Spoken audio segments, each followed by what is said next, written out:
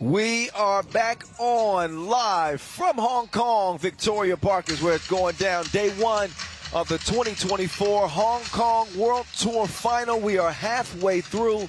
6 games in the books, 6 more to go.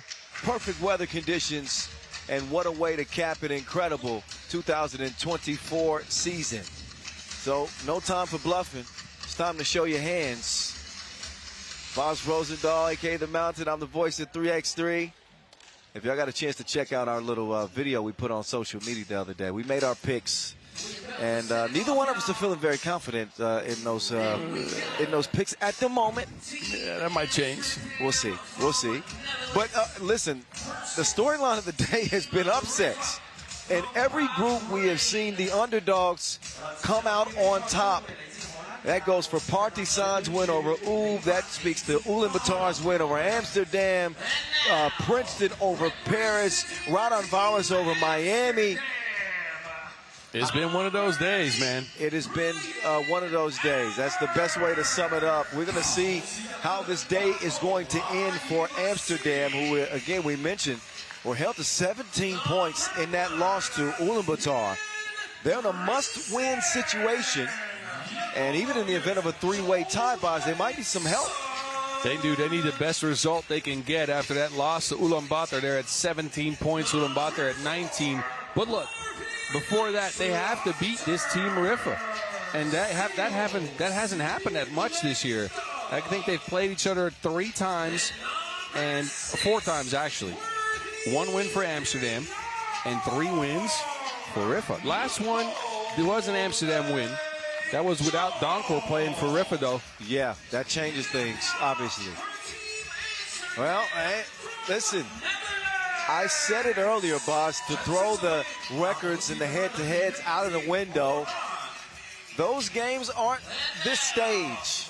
Yep. So while Riffa do own the head-to-head advantage, they got to do it again. And this is an Amsterdam team with their backs against the wall.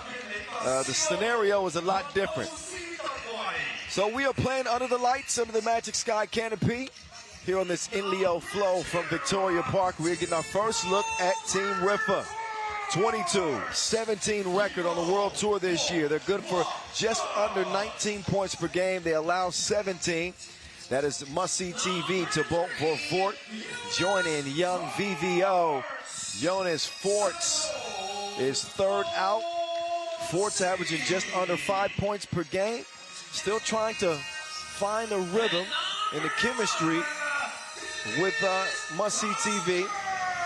And Dennis Donker, he is top 3 in the MVP running this year as he sprints onto the court. The menace. Donker having a career year. 2nd in player value, 2nd in scoring, 3rd in made 2-point shots. It has been a heck of a 2024 for that man with the twisties. Yeah, you're for sure. But one thing that's a question mark for this version of Riffa is without Kasper Augustijn, who's injured. His knee swole up. He can't go. Brian de Valk still out, obviously, with an injury. This lineup has not played together in a single tournament this year, not even in the Challengers. Wow. So a new collection playing together for the first time on the biggest stage in 3x3. That's with Fort's, VVO, Donker, and for Fort. So we will see just how quickly they can put it together. We do know that they are a dynamic offensive team. One of the best in the league when it comes to putting the round thing in the round thing. They're the numbers for Amsterdam. And again, the 2 Masters titles this year. MVP of both of those is that man you're seeing right there, Worthy de Jong. So a matchup of the 2 stars. They're going to collide. He and Dennis the Menace. Donker just under 7 points per game this year. He and Worthy's numbers are comparable. Although the player value edge, the highlights edge, go to the Menace. Dennis Donker, 36% from 2. The man is getting it done. He does not turn the ball over. 0.4 per game. He's exactly what you would hope for in the centerpiece of your team. And they're going to have the last huddles, final discussions before stepping between the lines. 10 minutes on the game clock. Game number 7 of day 1.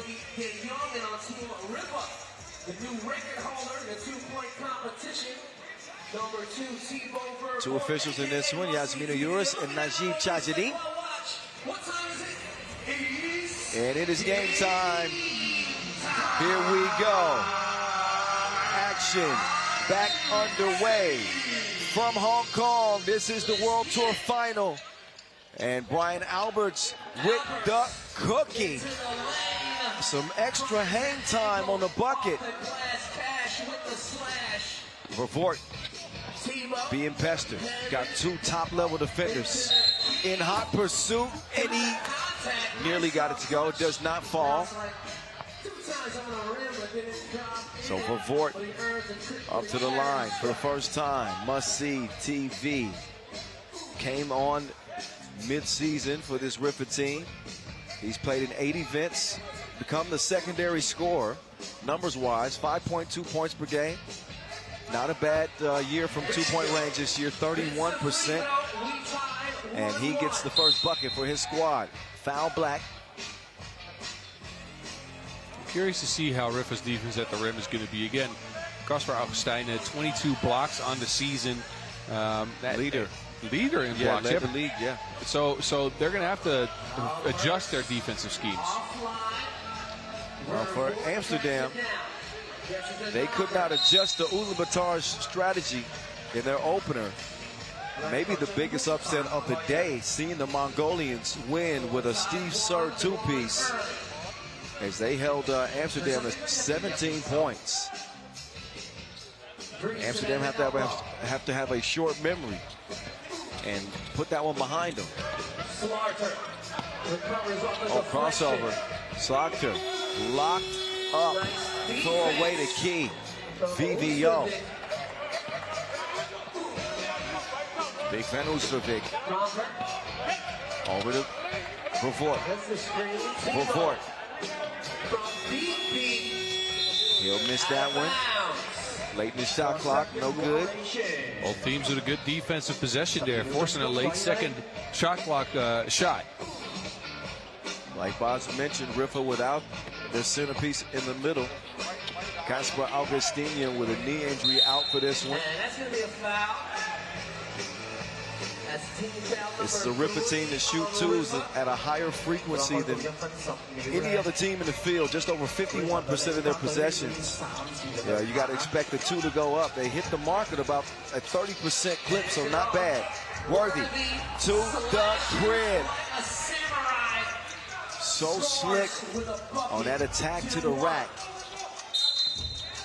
And Worthy gets called for the foul there.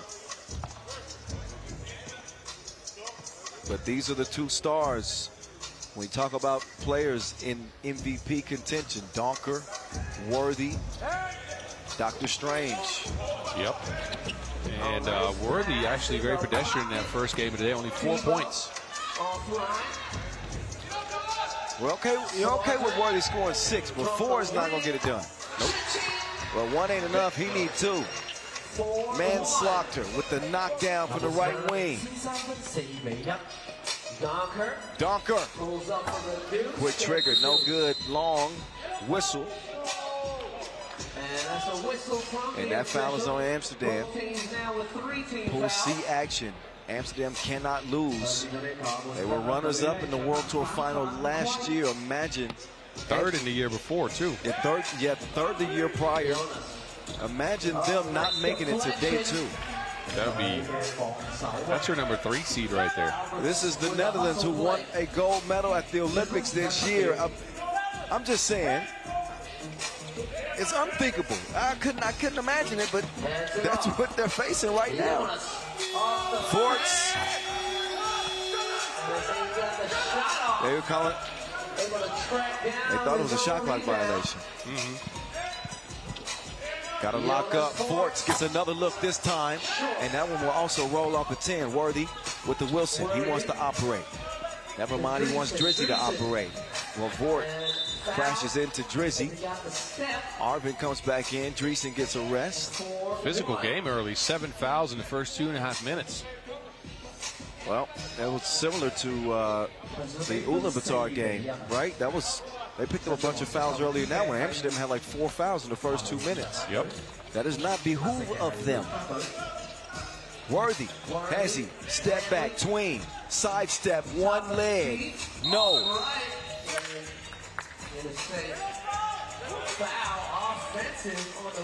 Oh, Slaughter is going to be called for the offensive foul. Yeah, oh, yeah, he had him hooked. His arm there. Yeah, he had him hooked. 4-1 lead for Amsterdam. Donker taking it at Alberts. He says, "You gonna take that." He couldn't check him if he was the air quality. Donker dropping the shoulder. Alberts is no slouch defender either.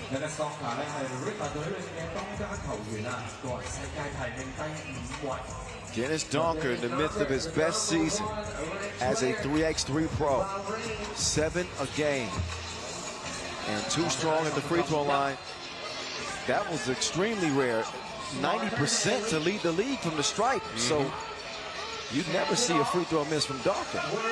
Ooh, Worthy. Ooh, Worthy. Never mind. How about this Riffa defense, though, boss? Look, Riffa's been very sharp to come out of the gates, pressuring on the outside, not allowing Amsterdam to get into their rhythm or get any open looks from 2. And that's the way to play him. I mean, I think teams have taken notice. This is the strategy that Liman applied in Neom to get Amsterdam on the ropes. Got a double foul here for Voort and Alberts getting tied up. Each team assessed the foul. That puts Amsterdam up to 6 now. They got no more to give. Riffa with 1 to give as they'll give it over to must-see TV. The Menace. Donker. Look at Dreesen's D. Pulse. 2-point game. I saw you looking at me in the corner of your eye, and I just thought it was appropriate. You and Vince Chang, the childishness and churlishness. Oh, my. Oh, my. Oh. Well, it's a bad work for Worthy. Slaughter connected on his only 2 of the game.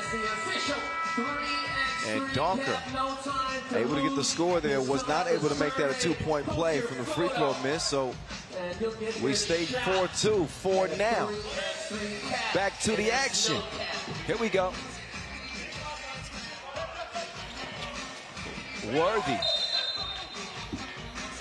being smothered defensively. Yeah, Riffa's almost trapping on ball screens. And again, that's something that we saw Liman do for the first time in the Riffa continuing a trend. Worthy, clear for takeoff. Unearthly, the hype is real on the half-court battlefield. 3-point game.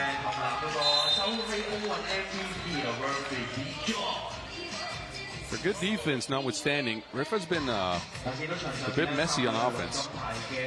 Turning the ball over, running into trouble, clearing out the shot clock. They've not been in rhythm. Yeah, I think the defense has been solid, but yeah, no offensive rhythm. Big Drizzy with the bang. Dreesen's got that look in his eyes. He is the enforcer on this Dutch team. Look, when he gets into that mode, when he puts his head down, gets to the basket, he's such a good offensive player besides being a great defender, maybe one of the best in 3x3.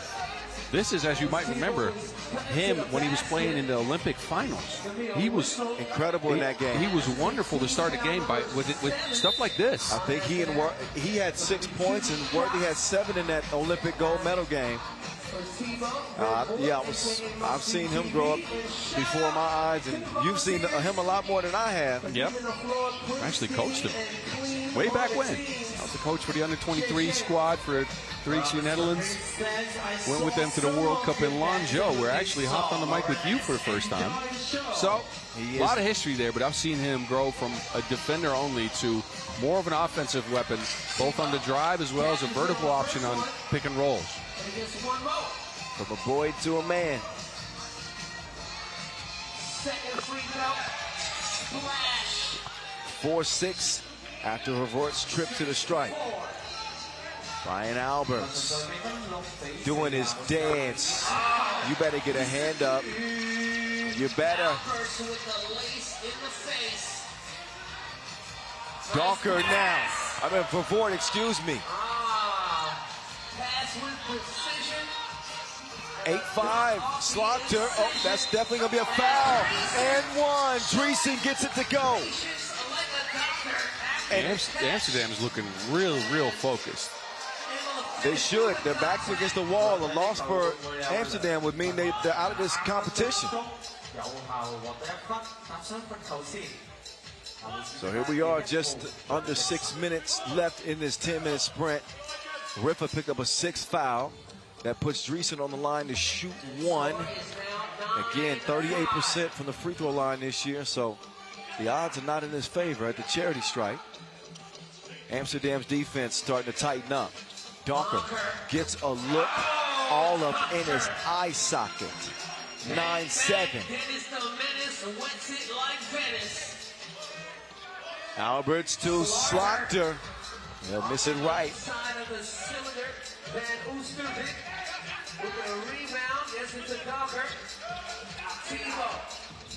VVO. Oh, offensive foul. Both teams in the bonus, and we're right at the halfway mark of the game. Fouls are going to play a huge factor in this one. Seen a lot of it today. Some of it's probably nerves playing at the World Tour Final. Worthy lost it. He wanted a foul.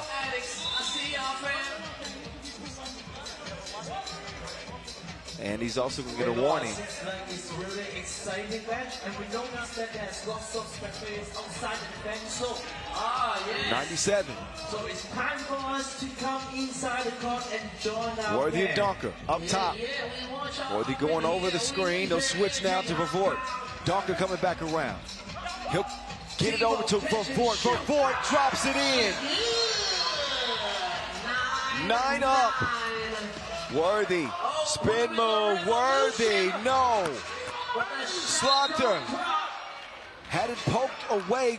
Forts is saying it went off of Slaughter's knee. It's good hands by Forts. But that's must-see TV. Beautiful stroke. Yeah, and that was a defensive lapse on Amsterdam. Worthy went for the steal. Left the board wide open. Worthy, he's got VVO defending. He's got 2 to shoot. Worthy got his pocket pick. Does not get it up in time. Look at this intensity from Riffa now, as they are turning it up a notch defensively. 9-9, 4:39, tied across the board. Both teams Donker trying to get loose.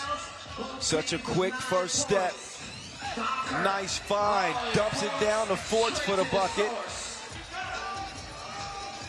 Now it's BA, Medieval. His sweet spot is normally mid-range, but he got range like a Rover owner. All over the court. That one from beyond the 2-point arc. 11-10. Taste the rainbow. Sweet stroke from Jonas Forts. 12-11, back and forth we go. BA now, he wants another one. And Alberts will misfire. Worthy can't track it down. Donker got a body on him. And time for a media timeout. 12-11. Riffa have had Amsterdam's number here in 2023. Trying to change things around.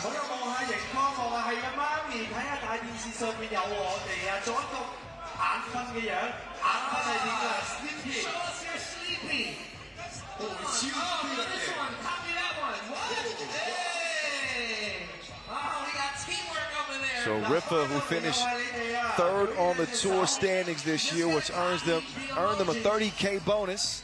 They competed in 12 of 16 regular season Masters, winning in Shanghai, placing 5th or better in 5 events this year.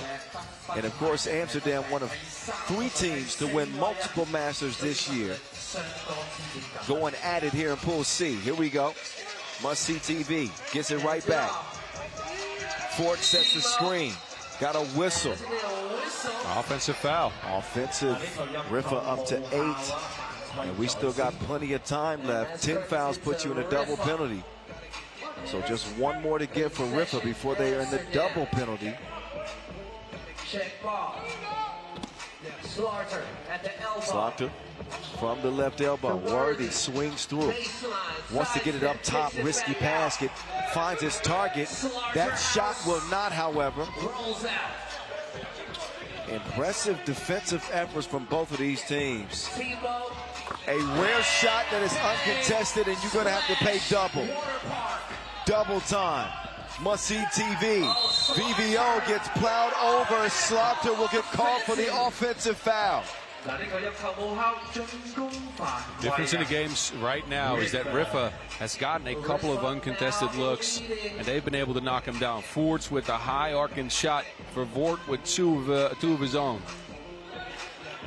Must-see TV. One of the most electric shooters in the game just a couple of years ago. He would admit that he had a bad year last year. But he's come on mid-season, and Must-see TV is back, baby. He can do that too for Voort, converting on 72% of his attempts inside the arc. It's not just about the two-point shooting. He's got that quick first step. Makes it 15-11, but a defensive foul on Riffa, which is 9. Yeah, that means 2 free throws, but going back on what you said about Voort, we've mentioned this a couple times this year, right? It's good to see him happy playing basketball again. He didn't look like he was himself last year. The percentages were way down. The way he played was different. But they got him back with the boys in, well, Antwerp, but named Riffa. Right. And he's been very good this year, and he's looked happy. And I think that's underrated. He's transformed back to his original form, nearly. We got a 2-point game. Riffa in front. Fords with the fake. Ooh, Fords took it strong. Worthy lets it go. Deep strike for height. Dawker wants it. And that's kicked, fresh 12.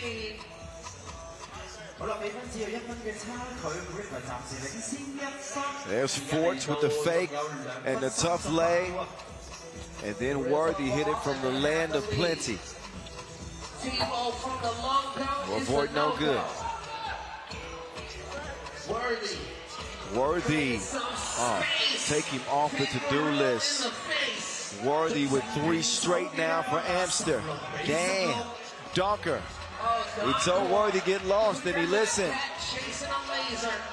17-16. Worthy wants another. Not that time. Loose ball. Gets to Alberts.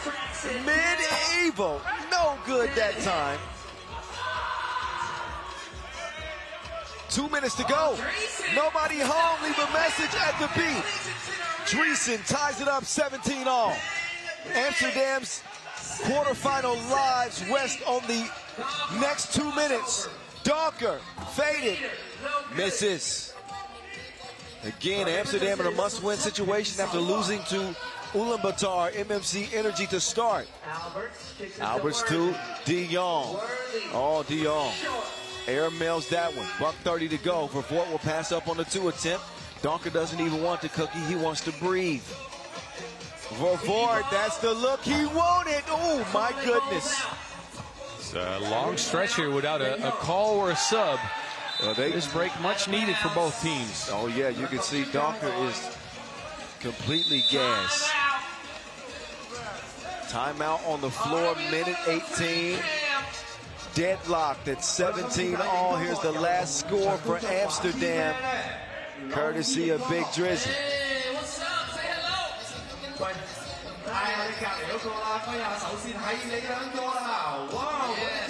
It's the Hong Kong final. 2024, the 12 best teams on the planet playing for $60,000 US.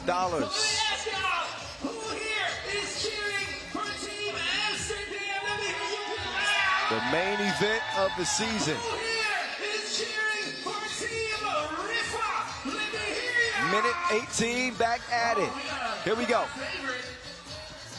Forts to Dawker. Dawker to Forts. Yes. Beautiful action from Riffa. Slicing like a knife. That is the 10th foul. It looks like on Yes. Riffa. Forts is going to get called for this. Well, there's the score. But I think Forts just slopped her over. Yeah, that's not a good look. It's 10 fouls, so it's 2 free throws as well as possession coming up. Arvin has not had his best game. Or day. Or day. But one free throw make is all they need to even this game up. They got possession as well, and that's good news for Amsterdam, who have to have it.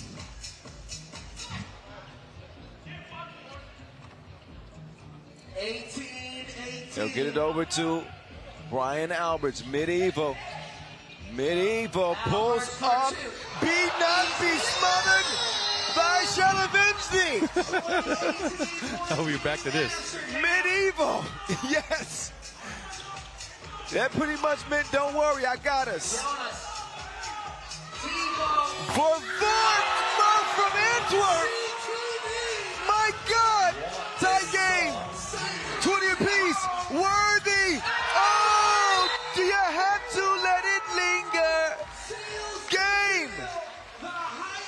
Maurice Lacroix buzzer beater. Courtesy of Hype Worthy. What a 10-minute sprint. Got us over here hyperventilating. That teardrop, soft as a napkin, as Worthy elevates his team with a must-win 21-20 over Riffa. That might be just what the doctor ordered for Amsterdam, who needed to respond after losing to Ulaanbaatar. That was a thrill. Not sure how much voice I'm going to have left after that one. That was crazy. Worthy proves his worth indeed. Had a big game there for Amsterdam, who get it done. So, courtside, we got the Mountain standing by with Hype Worthy. Let's get his thoughts on that win that his team had to have. Boss, it's on you. Worthy, you needed to win badly after that loss to Ulaanbaatar. Tell me, what did you guys do between these 4 lines to get this W? Man, we got our backs against the wall, and we had to squeeze every juice we had out of this. We stayed focused. We kept trust. We kept passing the ball around and being aggressive when we can, and it seems like they fell for us at the end. So yeah. Look, we know you're a very creative player. Let me get a look inside your head. Let me get a look inside your creative process. It's 2020 and you get the rock. What happens? Well, at this point, they had the last layup, and I saw Arv coming out here. I trust my teammates to bring the ball to me if they really need me to get a bucket. So Arv passed it over to me, and I feel like I could get pretty much by everybody. So I just used my quickness and got to the rack. The floaters haven't been falling for me in the other game, but it seems when it counts, it went in this time. And hopefully, we can keep building on this, and some of the joy that I started this game with, I can bring over to tomorrow because it's been taken away. All right, congratulations, Worthy.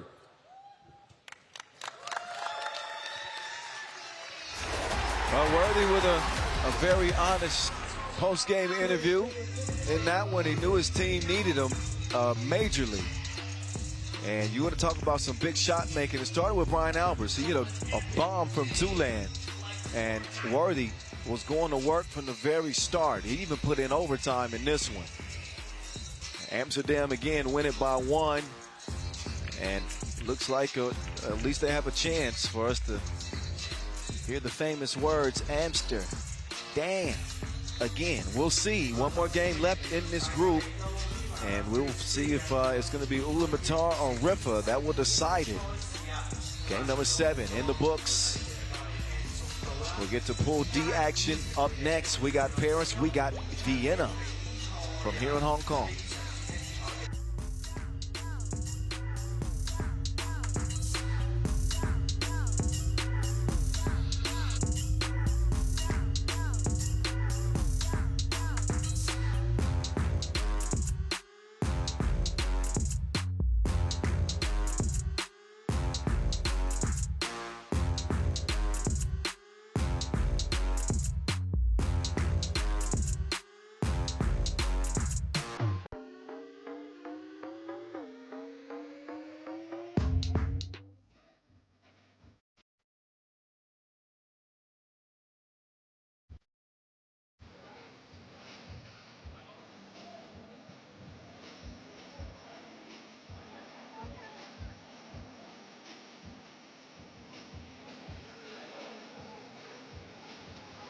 I wanna fly away. I like that song, boss. I like this matchup even better. Paris and Vienna, the French and the Austrians. Pool D action. Paris, we saw them earlier today, and we saw them get upset by Princeton. They find themselves in the same position that we just saw Amsterdam in. That is in a must-win situation. Otherwise, this group would be settled. And despite an incredible year in the regular season, Paris would be out. Can they show up here and now against a tough Vienna team that finished second in the World Tour standings this year, a multi-Masters winner in 2024? Jules Rambo, Paul Joko, first two out.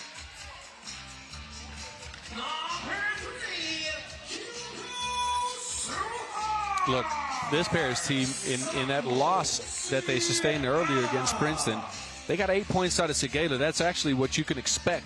What I didn't expect is Hugo Suhart to go 1 for 5, or the team to go 1 for 11 actually, from range. And that is unlike Paris. They've been shooting very well this year. They did not knock down their opportunities, something we have only seen when they played in the Amsterdam Masters, and that was when they left games, the tournament in pool play. Yes, and they scored 16 points, which is also certainly well below the norm for them in 2024. They're 18.5 points per game average. Yeah, credit the Princeton defense, but Paris have to get back to the team that's made its way to 6 finals this year, and at least winning one of them. Their opponents, Vienna, they are here and ready to go. It'll be our first look at them. They decided to go with the Michael Jackson. Oh. Can you moonwalk? Huh? Yeah, of course I can. With my socks on? Oh, my. I will kill the moonwalk in the kitchen, boss. Hey, look, this Vienna team, let me get back to the game before we get into your dancing. This Vienna team, to me, is a little bit untested, and I'll explain to you why. In this lineup, they played 11 games, right? They played 3 tournaments, Abu Dhabi, Neom, and Shenzhen, a 3rd, a 4th, and a 7th-place finish. But out of those 11 games, only 4 games have come against competition in the field here. Wow. And they're 2-2 in those games. So strength of schedule-wise, they're at about 36% of their games played against the top competition. So what you're trying to say is basically they need to prove that they are who we think they are. Yes, and look, I think they have the capability to do so. This is a very good team. I think they have great chemistry. They've unlocked something with Fabio Sonel being more of a creator, more of a facilitator in the last couple of tournaments. But there's 2 glaring things. One, again, they haven't played much against the field. 2, in this lineup, they are 45% from 1. And that is horrendous. Wow. That is not great. Yes, 45% and from 1 usually does not get it done. That's the equivalent of shooting like 20% from 2. Exactly. So we'll see if they can turn things around. Here's a closer look at Team Paris. What a year it has been, from the silver medal at the Olympics for France to the World Tour and all the success that they've had. You can say, we can talk all day about them not winning the finals outside of Lausanne, but the fact that they're able to get there every tournament has been an incredible season. The fact that every time they touch the court, they're playing for the biggest prize in the tournament. Yep.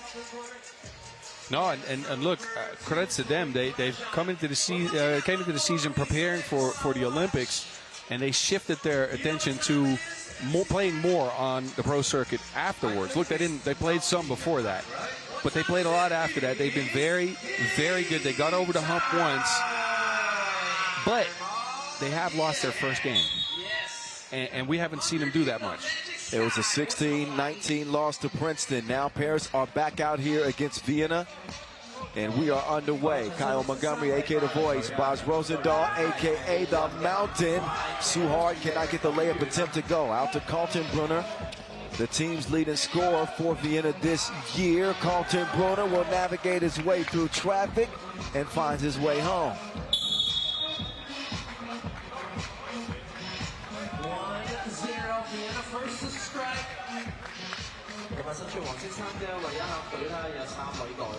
Quick substitution is made. Suhard steps out for a minute. Joko is in.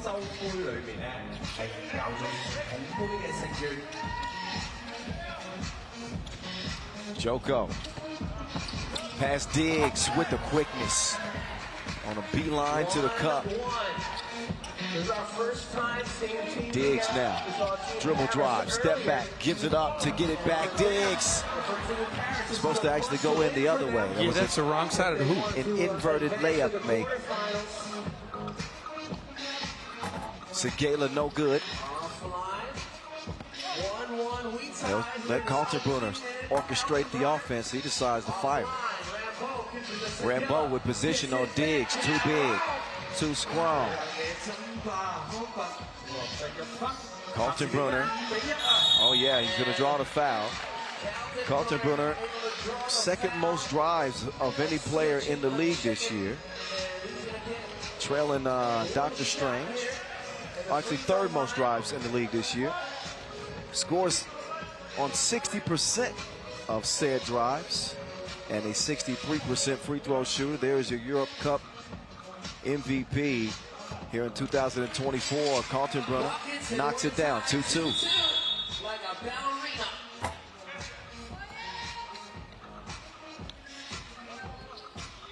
Vienna with a nice payday at the end of the year too, Boss. $40,000 bonus for finishing second in the tour standings. That is not bad. If they win the whole thing out here in Hong Kong, that's $100,000 on your back. Nasty. Oh, that's the second one today. That was pure filth. Yuck. He climbed him. We will see the replay. 1 point lead for Patty Frank Segala. Forces that one up.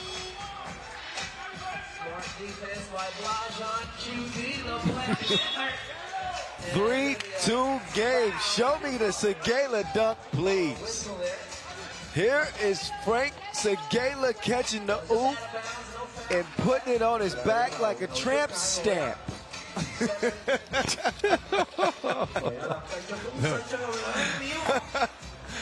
Oh my. Joko with the fury. What's happening? That was destructive. Paul Joko the Joker. It ain't no game. What is happening? Oh my goodness. This is maybe the angriest dunk I've seen all year. Paul Joko. What has happened, boss? I think we have to rethink your Dunk of the Year segment. That's what's happening. Yeah. I'm going to have some studying to do tonight. I do that. I got to film that tomorrow. Well, oh my God. Anyway, we're back to it. Segala's got one. His floater's no good. But you definitely sense some different vibes from this Paris team after that loss to Princeton. They mad. They big mad.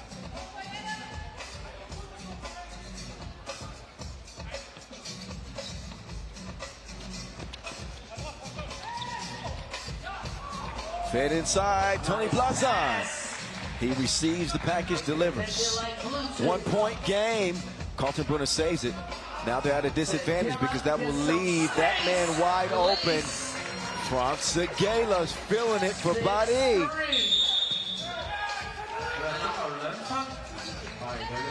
Paris putting Vienna on the back foot through athletic plays. They're getting to the cup. How about Frank Segala in this? He's been their leading scorer throughout the season at 6 per game. He had that filthy poster earlier.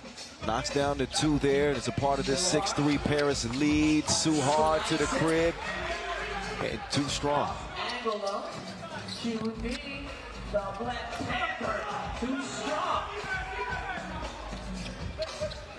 3 point game. The Joker to the ball. Suhard draws the foul. Sonell got underneath him on that 2 attempt. Time for a media timeout. Suhard will take a trip up to the line after this break into action with 2 free throws in front of him and a chance to extend Paris's lead to 5. Look, I think Vienna needs to slow the game down to their pace a little bit. They're used to playing more methodical, but they haven't been able to get the open shots. They haven't been able to get to the cup. And look, they haven't been able to get Quincy Diggs going at all. No, but you know, Diggs is one of those players that, they got, look again at the dunk fest. First it was Segala and then Joko. That's vandalizing property. The rim will never be the same after that Joko flush. Suhard, first of two, is going to go.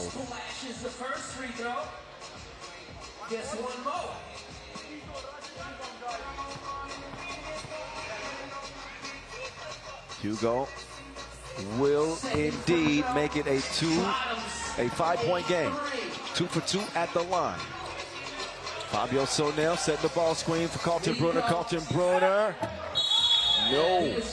He is fouled by Joko. That is now only the second on Paris. Yeah, they've been very disciplined with their fouls, contesting through athleticism, keeping their hands up. A well-played game by Paris so far, man. I'm impressed. They needed to get this type of game for them to be able to move on to tomorrow. They're one of those teams that are emotional, and that's for better or for worse, right? They often ride that wave of emotion to victory, but also sometimes they get in their own heads. But you can see that they're sharp, they're focused. This looks like it's going to be the better side of the boys in Le Bleu. There's Segala in there, and that is also in there like swimwear. Carlton Brunner from the top of the key. Segala spun around in a circle, doesn't land it, saved to Carlton Brunner.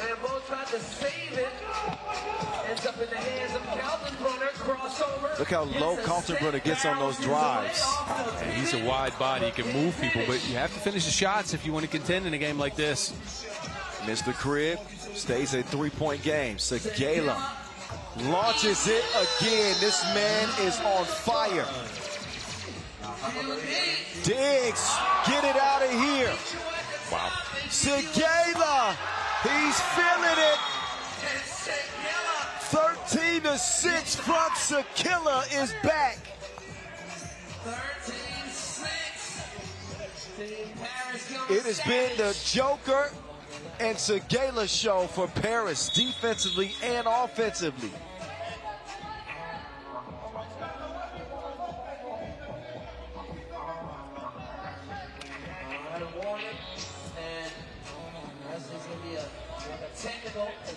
I think we got to look at the delay of game. Technical for delay of game. Tony Blazon. Oh, does it make it count?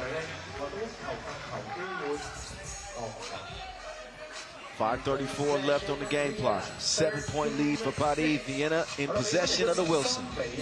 Oh, Suhard can't get it. Carlton Brunner gets it back, and then he's able to draw the foul on Suhard. And Segala saying no need for that one. Although Paris are no worries in the foul category. Not at all. Around fourth, 2 more to give. But here's that last scrum for the Wilson.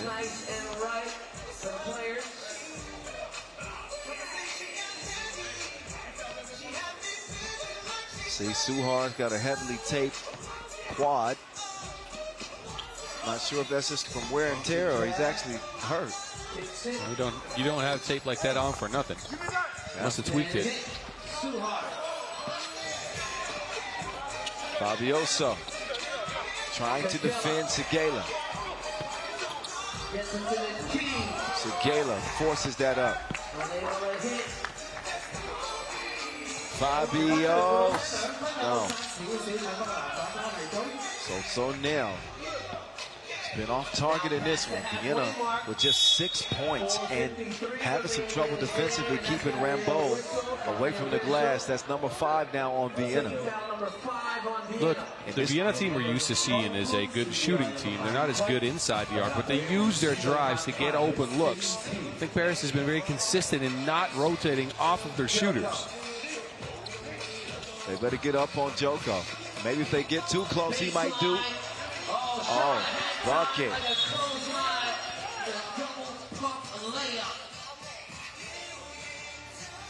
We got an 8-point game here. Yeah, this is it's getting Chewbacca ugly. He hit him with that. He hit him with that rockabye cross. I like how Joko's playing right now. Yeah, he's assertive. So now, they're going to run out of time. That should have been a shot clock violation. Yeah, didn't hear the horn, but yeah, I can see the zeros. And this might be just what the doctor ordered for Paris, who only managed 16 points in that loss to Princeton. You know, not only did they need a win here, you know, expanding that margin of victory as much as you can in the event of that three-way tie is so vital. And to have Vienna, the type of team that they've been this year, tied with Amsterdam as the second highest scoring team in the league. Yeah. Next to Ub, to have them at 6 points midway through this game. That's something. That is incredible. And look, Vienna is not doing themselves any favors right now. If they can't score, that three-way tie, if that even happens, is going to be, well, difficult for them. Let's say that. There's the effort, energy plays that don't show up in the stat sheet from Joko. Suhard out to Segela. No good that time. If you're Paris, you want to keep your foot on the gas here. Yeah, the larger, you said it, the larger the separation that they can create in this game, and the sooner they can end it, the better it is for them. Lausanne. Otherwise, stuff like that starts happening. TB2 knocks down the 2 and gets it down to 6. I talked to Blazon earlier this week about his adjustment to the game at 3x3 after playing 5-on-5 basketball for so long. And he said he's still getting used to the game. Him cook. I'm getting used to seeing Joko hit 2s. Kaltenbrunner denied. Gone somewhere with that. Joko's defense is incredible, man. I know that's his main focal point, and his offense kind of comes secondary to that, but wow, he's strong, he's athletic, he sticks with you, he's not afraid to give up his body to get a block or a possession or a steal. It's incredible to watch. He's the injection of energy that Paris has needed. Now what they have to do is try to find a way to hold on. Nothing guaranteed in a 10-minute sprint. There's still plenty of time in a game that has 12-second shot clocks. And each team averages about 33 possessions per game.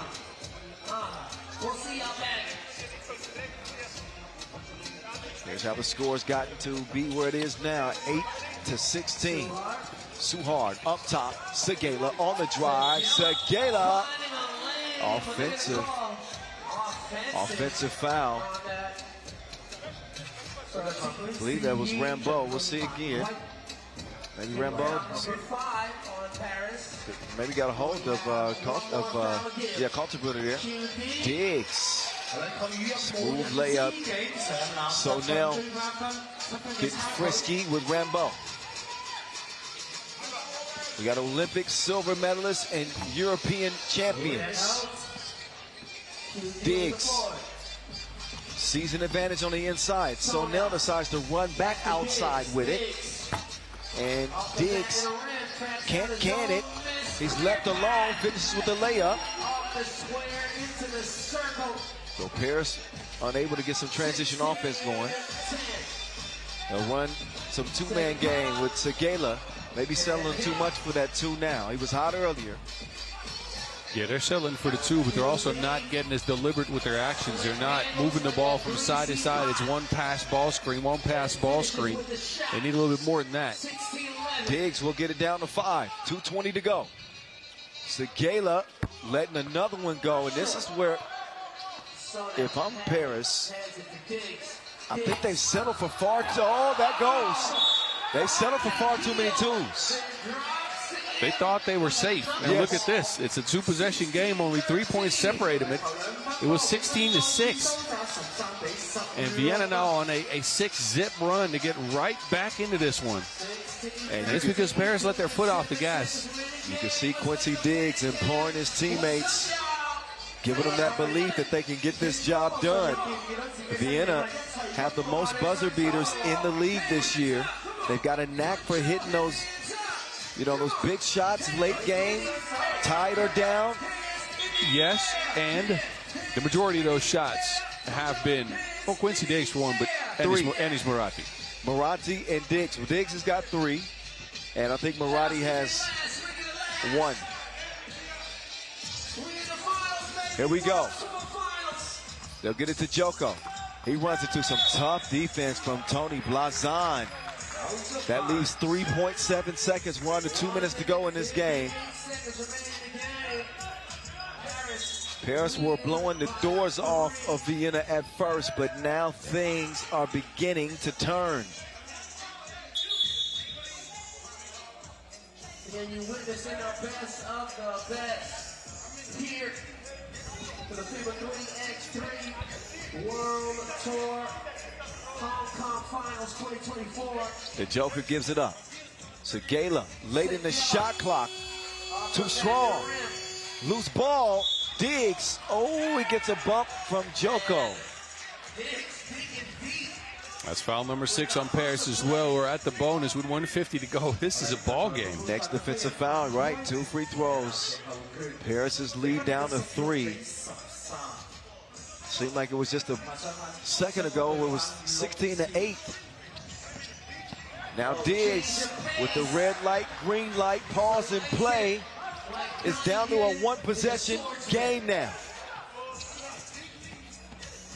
Vienna on an 8-0 run. It is finally responded to by Suhar. Oh, the long pass inside. Lausanne utilizing that position. Minute 20. Segala, handoff. Suhar hadn't hit one of those yet. There's that rebounding ability of Joko. Snuffs it out. Suhar forces up. A shot does not get the whistle he wanted. They will leave Kaltenbrunner by himself. Rebound goes to Green. Under a minute to go now. Oh, and Paris are starting to feel the pressure a little bit now. Uh-oh. And also, that gap has closed. It's a 1-possession game. Again, it went from 16-6 to now 17-15. And Vienna has been the more efficient team in the last couple of minutes of the game. Well, the tiebreaker scenarios, we were talking about how important it was for Paris to, keep their foot on the gas and try to win the game. It wasn't in the question at that time. We thought they were for sure going to win. It's 3x3, man. That's all I can say. This has been the day. This game, a microcosm of that. We're going to see how it ends. But the momentum arrow is definitely in favor of Vienna right now. As Paris have come a little bit unraveled. It's a 17-15 game. Offensive foul called. Segala took the worst end of that.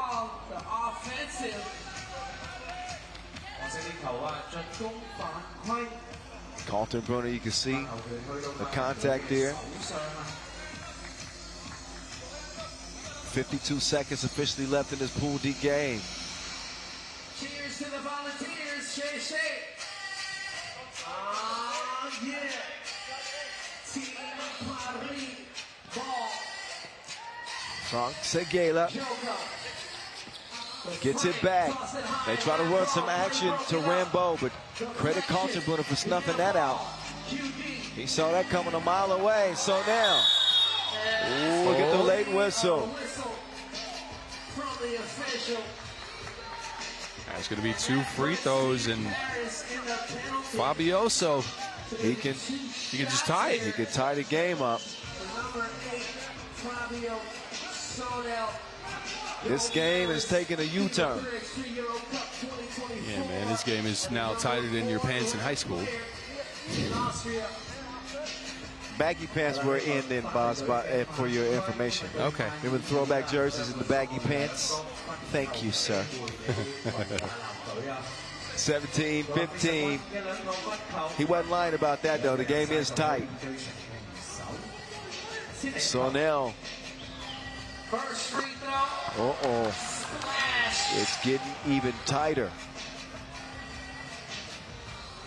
So now, 3.5 points per game this year. 2.5 rebounds. Had his coming out party in Lyon. He's bringing his best late. We are tied. This was a 16-8 game. So hard. Turning on the burners. We got 28 seconds left. Can Vienna complete another comeback? They've been the comeback kids in 2024. Carlton Broner gets stuffed at the front door. Suhart's going to use some clock. 6 seconds separate the game clock and shot clock. He's got 4 to shoot now. Suhart to the corner. Joko fires it. Bang! Carlton Broner with one last heave. It won't matter. Le Bleu. Paris win it. Must win. They get it done. 2017. Look, I saw a moment with about 30 seconds to go before the free throws. Paul Joko actually told Hugo Suhard, you got to get up off the bench. You got to get up now. And he sent Frank Segela, who trusted him, by the way, to the bench. Suhard came off the bench, and Suhard delivered on the game-winning, well, not the game-winning layup, but breaking the tie with a layup. And then he flipped it out to Joko for the game winner. That was beautiful to watch. Wow. Wow. Incredible win for Paris. They had to lay it all on the line there against Vienna to get that win that may save their day 2 lives. Every group, listen, don't go anywhere today, y'all. I'm telling you right now, none of these groups are going to be decided until the last games in the group. And something to add here, Paris was stuck at 16, but with that 20, they're inching closer to Princeton. So putting pressure on Princeton to score as many points as they can in that last matchup against Vienna, win or lose. What a crazy day that still isn't done yet. Nah, we're halfway. No, we're over the half. We're past halfway through. We got Partizan Metaphors. Yeah, final stretch. And Liman up next. Oh man, as we get back to Pool A action, we'll be checking ball here in just a minute. So get a quick breather, boss. Strap in. Okay. And then after that, Raudondvaris, Hoptrans, and Lausanne. So then those are the next 2 on the schedule before the opening ceremony. Here we go.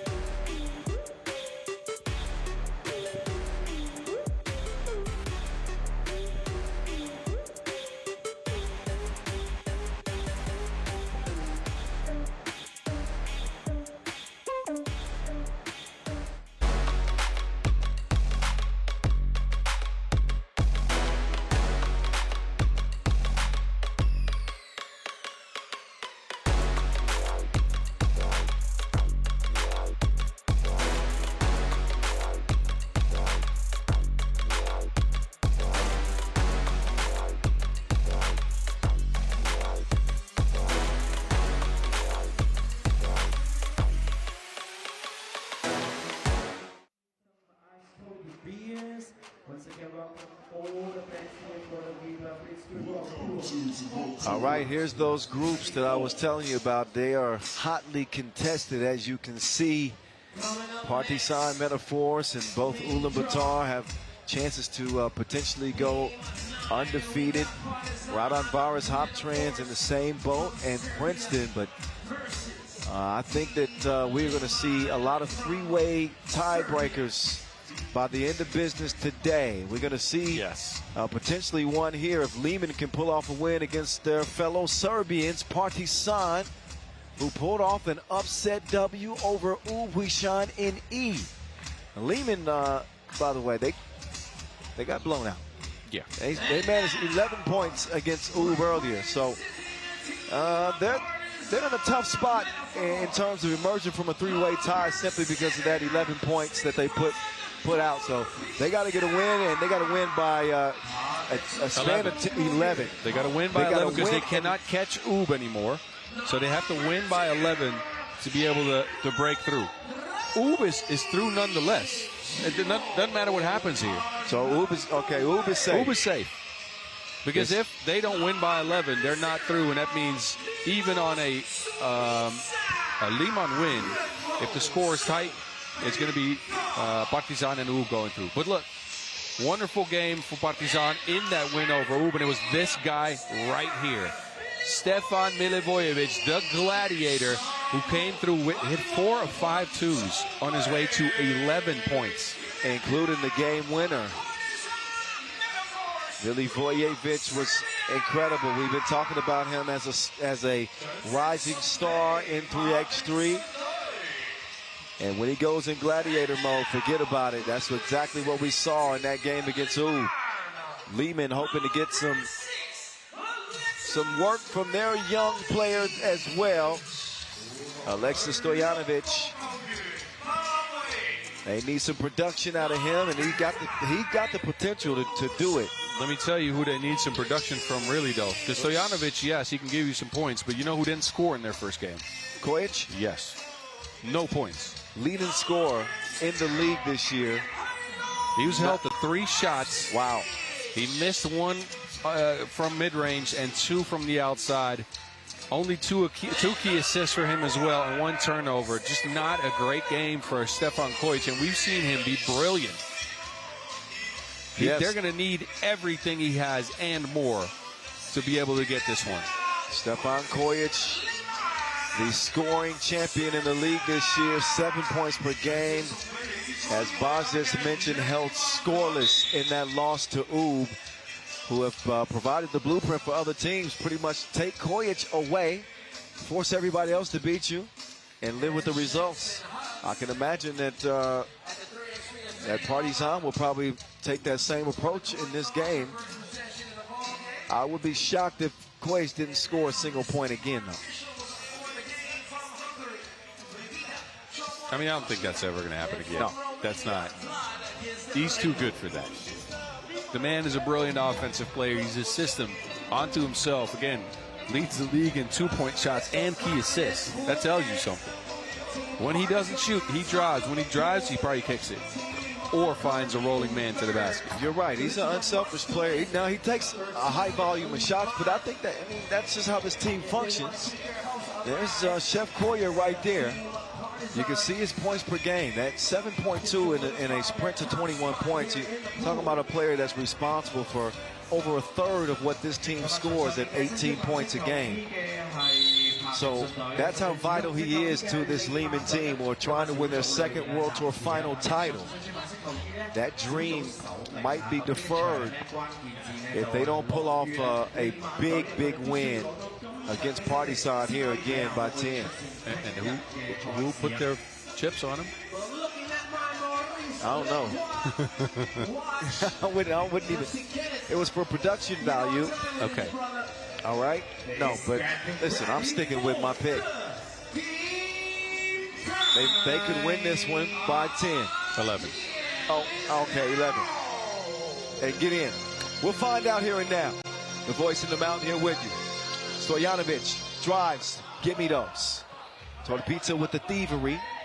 He wants to get it inside to Šupica, and he's held up by Stojanovic. Liman trying to avoid being ousted out of 3x3's biggest competition on day 1. Ube was not playing around. And Popovic is going to get called for that foul. No, Stojanovic rather. Now Popovic comes in. And Bogdan Dragovic up to the line. He's going to shoot 1. Yeah, something to take a look at, and it's only been a sample size of 1 game. But Popovic, who's been really good all year, has also not been very effective rebounding and getting extra possessions for his team. That's a fact. But part of that connective tissue, he's one of those type of players. Kojic is not going to wait to get his first bucket in this game. He draws the foul. And he'll at least get an attempt at his first score in this game, as he will go up to the line. Got Šupica in the air, contact on the hip. And Chef Koya, who has had an MVP campaign, tight campaign. He's certainly been in the conversation this year. He will knock it down at the stripe. 1-1, we tied. Milivojevic, not that time. Foul on Popovich on the inside. Liman have picked up 3 quick ones in 30 seconds. Team foul number 3 on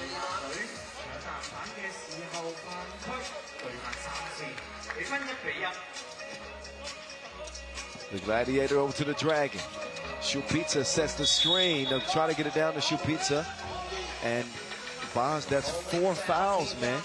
That's the same thing we've seen from them. They get in foul trouble, but this is the Serbian style of 3x3, right? You stop people from scoring early, you try to be physical with them, and then you put it on the referees to try to stop you from playing that way. Gladiator trying to bully Popovich toward the pizza. He will misfire right there. Stojanovic will clear it himself. In and out. Cross. Speedy to the rim. Misses it. Loose ball. Ends up in Milivojevic's hands. He'll get it right back. Millie with the rock. Kicks it to the Dragon. Dragovic. Pull up. Too strong left. Torbica inside. The muscle man. Makes it 2-1. Yeah, and this is the issue with this lineup for Liman. I think they gave up a lot of size. No Milutinovic, who's got length. No Stretch, who's got stretchy length. Yes, good. And that obviously benefits him in protecting the rim. But you're right. Not having Milutinovic and not having Marko Stefanovic is different. In a newly made Partizan team this year, we can't forget about that. And you can't forget about that either. The man stays strapped. Somehow he made it through the metal detectors. Kojic is still armed and dangerous. 3-2, Liman. There's the chef. Setting the table for 2 for himself. And now it's Šupica. Jump hook. Mwah. Little kissy off the glass. We're dead even at 3. Koya, that thing is going up and out. He thought about that shot. You saw the hitch? Midway up. This is usually one where he'll just shoot it. He was expecting either contact or just, I don't know, was bothered by the arms of Bogdan Dragovic. I think he wanted to pass it, but it was just too late. It's going to be, oh, actually. They got touched. That ball was touched. So 4 seconds left for Chef Koya. Koya with the jab. That 2 is on the way.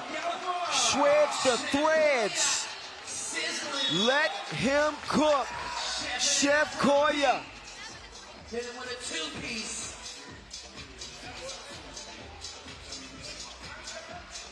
My goodness, from the logo, that man go hard.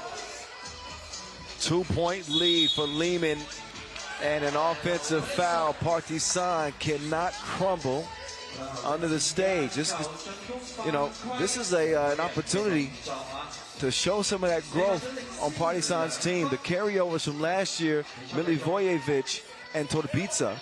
Šupica. Torbica. Yeah, these two, Šupica and Dragovic, coming over and trying to add their services this year. Chef Koya, not that time. Šupica skies for the rebound, contact away from the ball. I think that's going to be called on Bogdan Dragovic, actually. And now Partizan have caught up with Liman with the fouls. And the referee's trying to calm people down. It's been physical, and teams look like they're getting a little bit agitated here.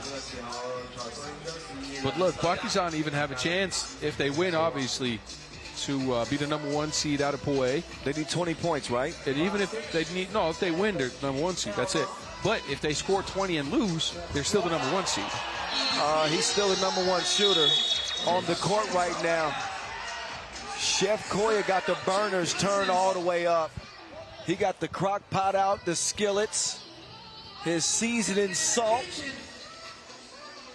and he is boiling them right now. 8-3. Chef Koya against Partizan. The Dragon says, excuse me, steps through, but he misses the shot.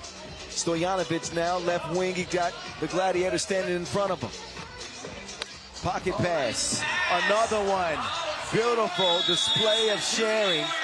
And Vasquez gets a warning. Did they already have a delay of game warning? Oh, yep. They that's did. Technical. That's why it's a technical. But look at this. They just skipping that thing around and finding Dusan Popovic on the cut. Milivojevic will shoot the technical free throw. And again, has been great at the line this year, very consistent. His points per game average hasn't grown much from last year. The danger in a game like this for Partizan is that you know if you get to 11 points, you're good. And that's not a great mindset to go into a game with. You want to go into a game to win. And you can clearly see, I mean, look, it's, first and foremost, it's the offensive display that Liman's putting on the court so far. But Partizan is also not moving with the same surgical precision as they were in that game against the Oop. They're not as poised, it seems. Well, they got plenty of time to refocus. There's 7 minutes left in this one. Look at things getting testy between Kojic and Torbica. Ain't no love lost between the two countrymen.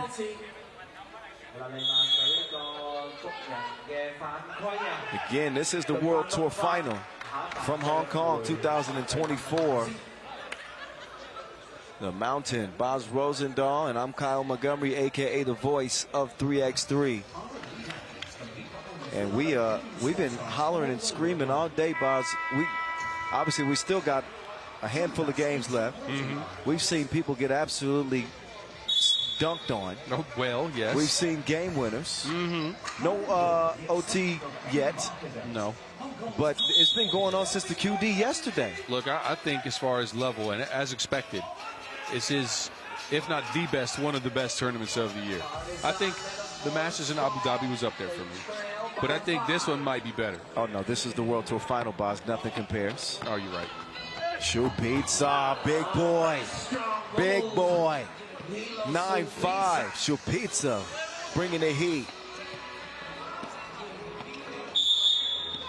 Chef Koya trying to get it to the cutting Popovic. Another whistle, however.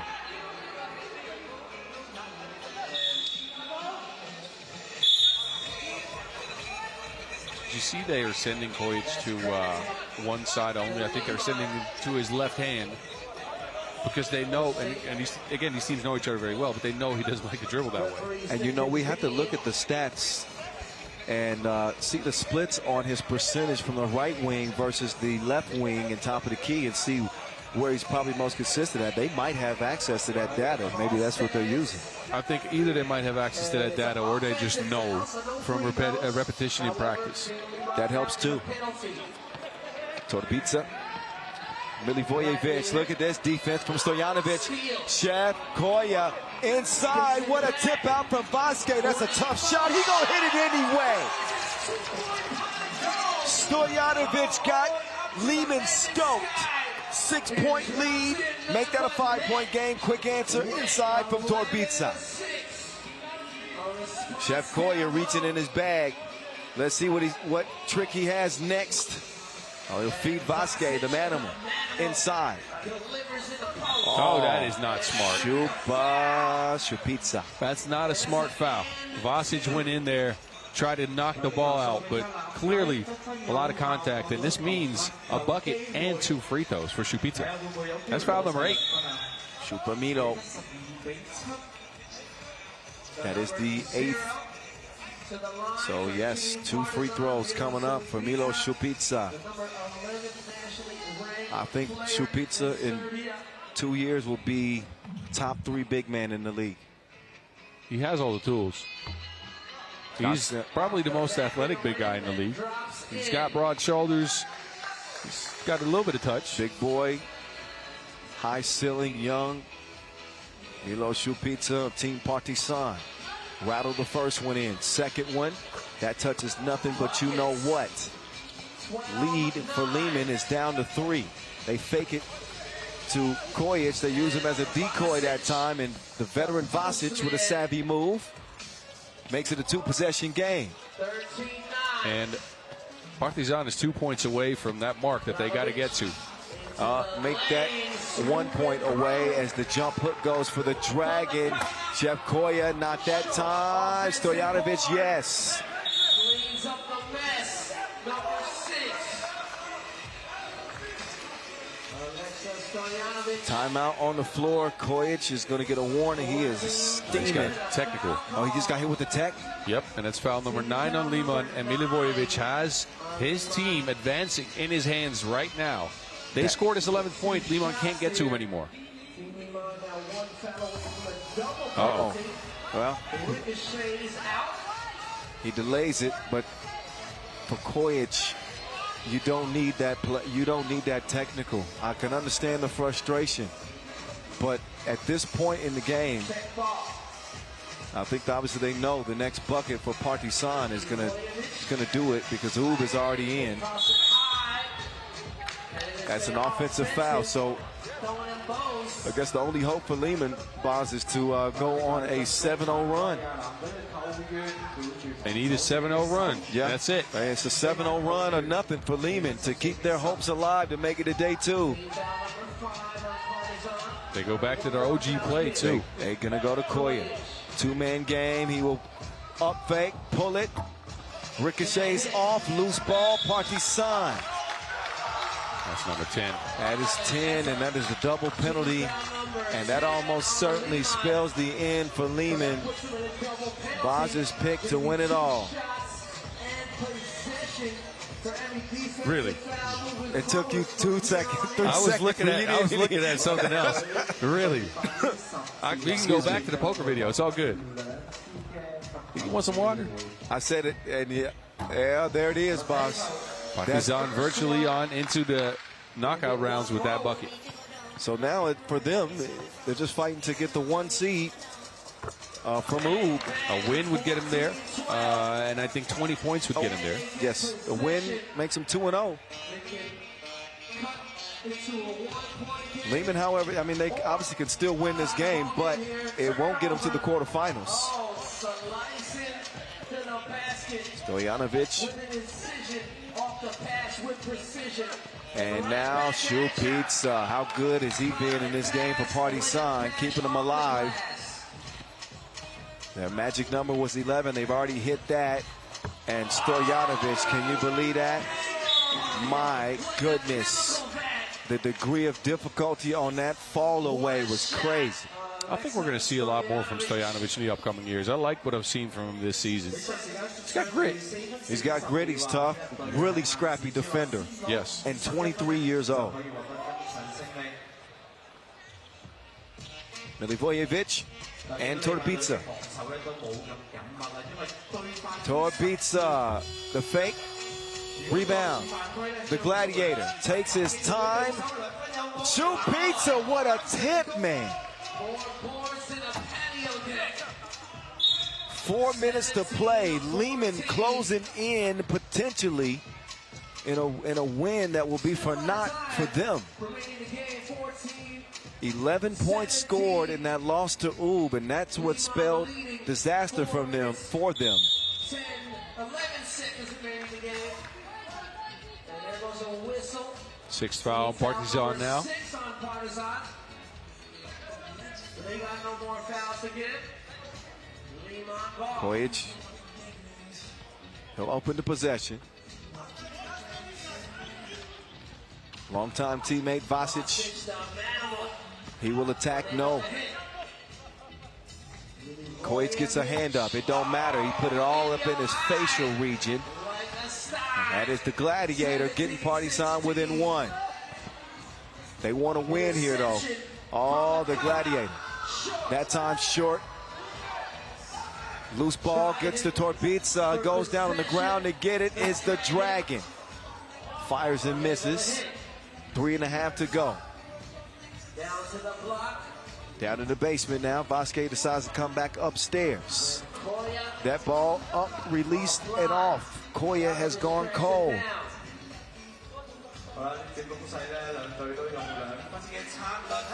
He has not. Are you not entertained?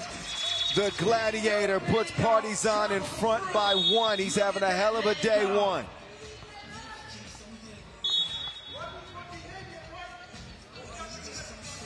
And a behavior warning for Partizan as well.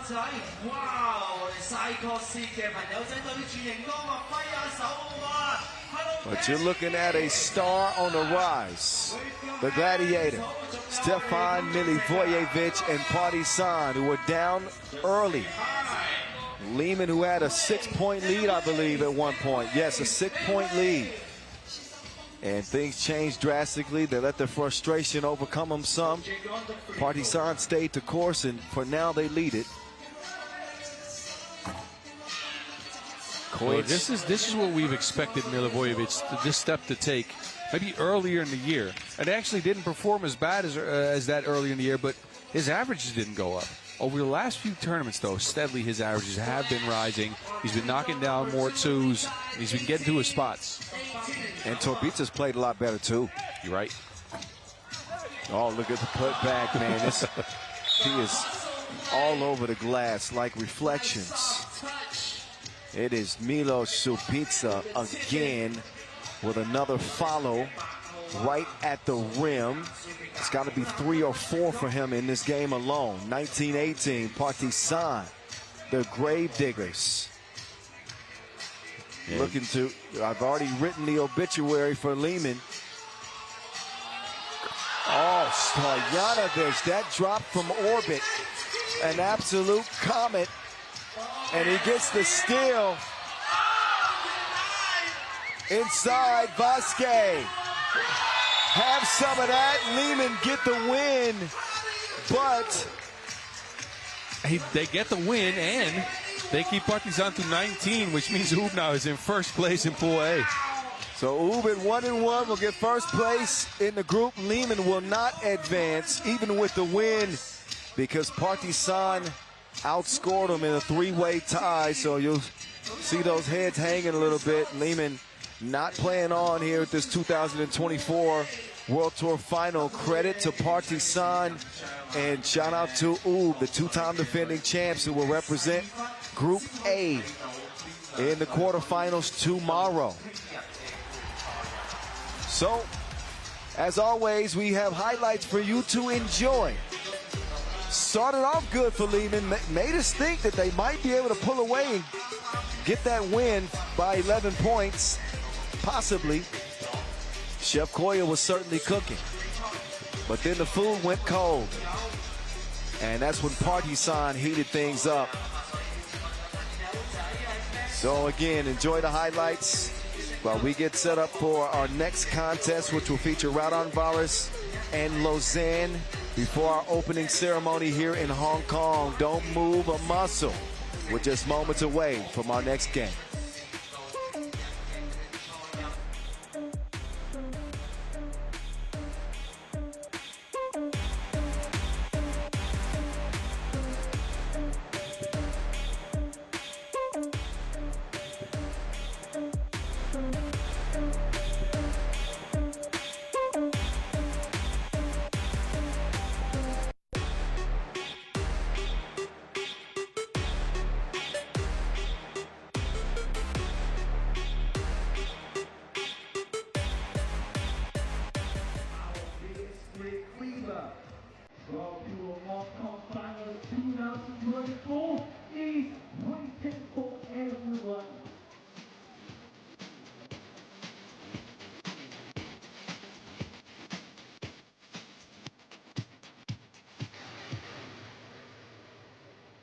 Welcome to the World Tour.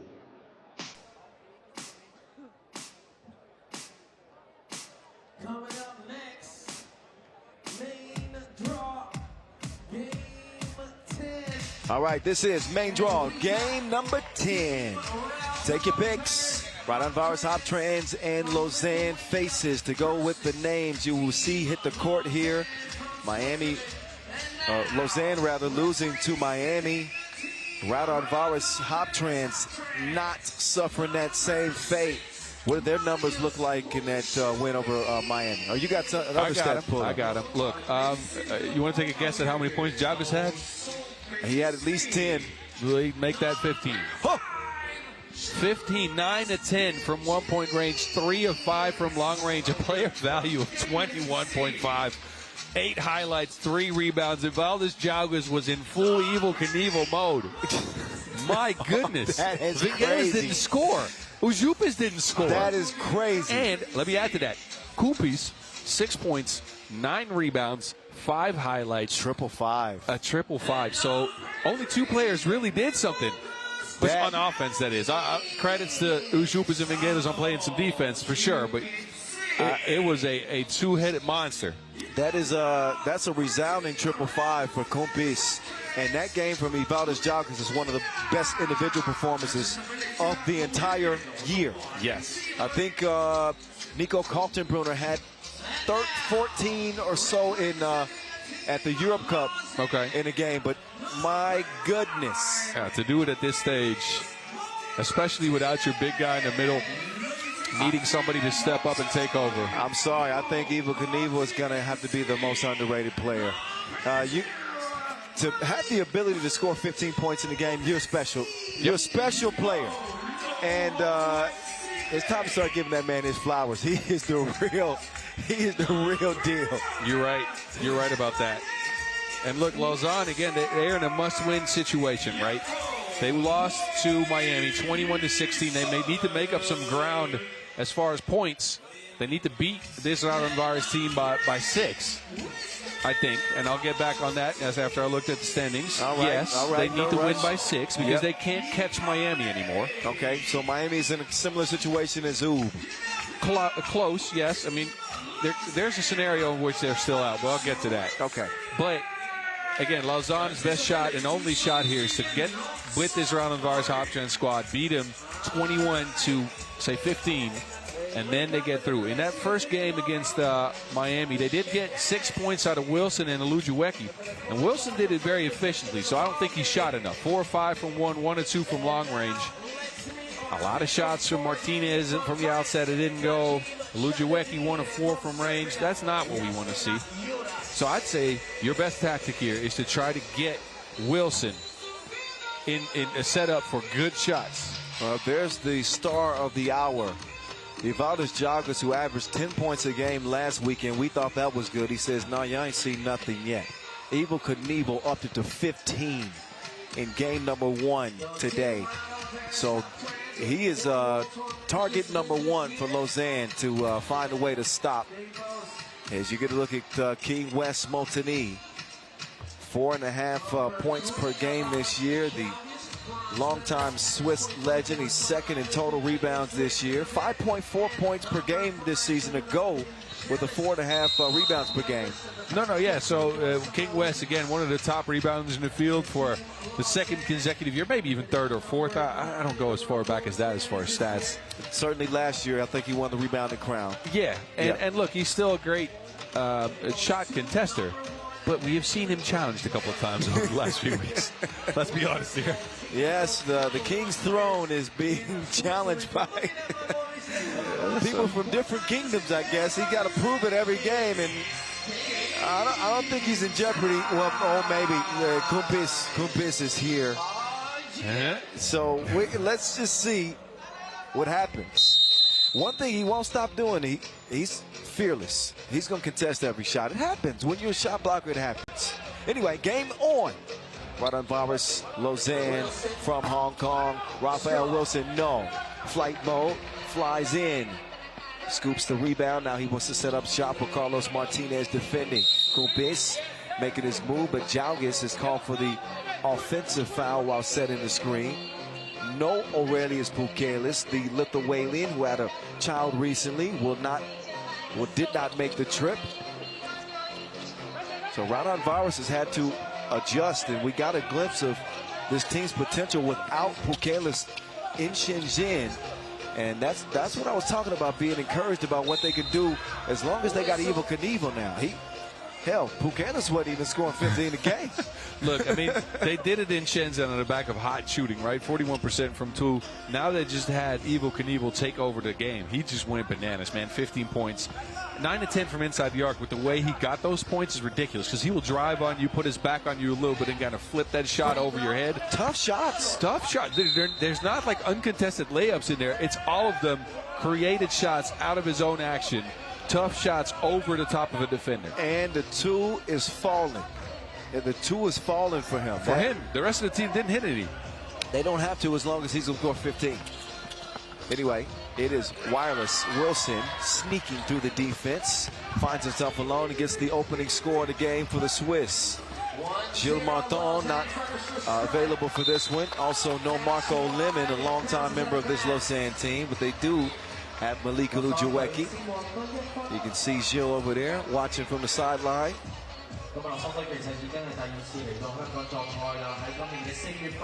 The ball fake.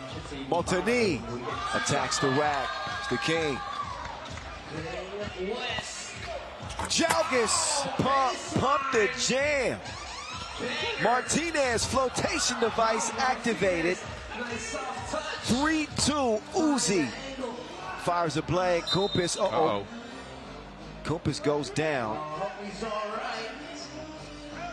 And he's right back up. You always hold your breath a little when a player goes down, whether like a non-contact thing. I think he's tying the shoelace. It must have been an ankle. Okay. Seems like he's going to be okay. Martinez couldn't finish off a strong drive. Uzi, ball fake. Get it to Evel Knievel and get out of the way. He took him to spin class. He didn't finish the lesson. Oh. I think was that Ulaanbaatar stepped on the line? Ulaanbaatar and the King were fighting for the rebound at the same time, and Ulaanbaatar took it out of bounds. Oh, man. Friendly fire right there. Got to be careful with that.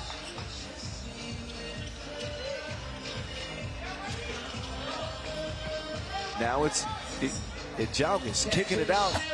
Sharunas no good. Vingelis again scoreless in that opener. Now he's got to try to deal with Ulaanbaatar. No sir. I like the game plan of Lausanne so far. They're trying to speed the game up against this Raudondvaris team. Jalgis. Every shot is a heat check for him. Right now, every shot is a heat check. Let him do what he wants to do. He's got creative control on this Raudondvaris team right now, and he's earned it.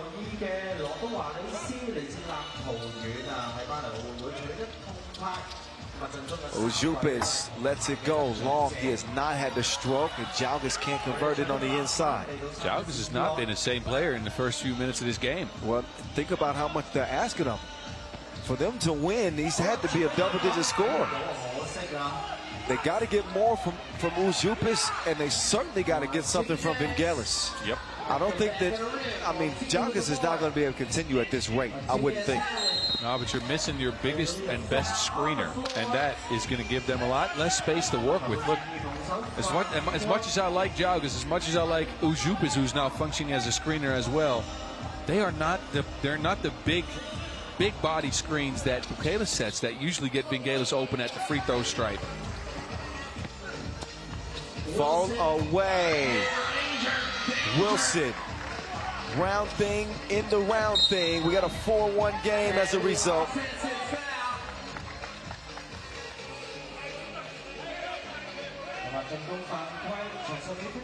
Look again, the pace of the game so far favors Lausanne. That is by design. They're taking quick shots. They're driving it straight at the hole.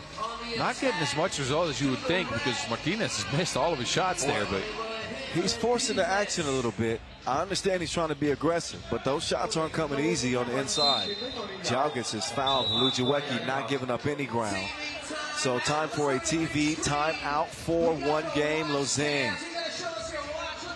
I wonder when we'll see Raudondvaris maybe shift into Ujupis from the post. We've seen him do that in the past. He can catch it on the block against Malik Ulaanbaatar and maybe go to work. There's the King getting the early score. Jalgis getting bouncy to start the game with the double pump flush. And Wilson, who you say needs to get the ball a little bit more in his Lausanne offense, has helped them out to a 4-1 start.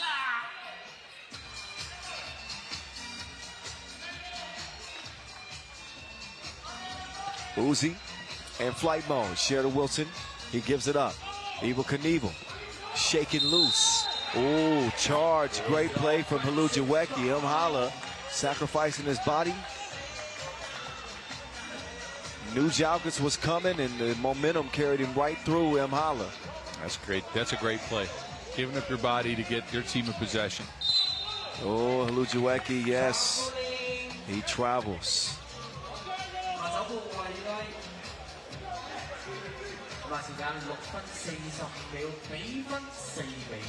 Just over three minutes in. After this contest, we'll have a session break where we will get a nice warm welcome.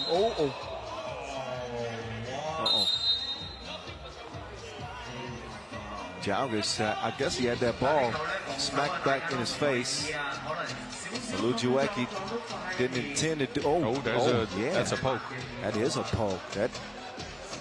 So official Najib Chajadeen over to the scores table. He wants to look this one over.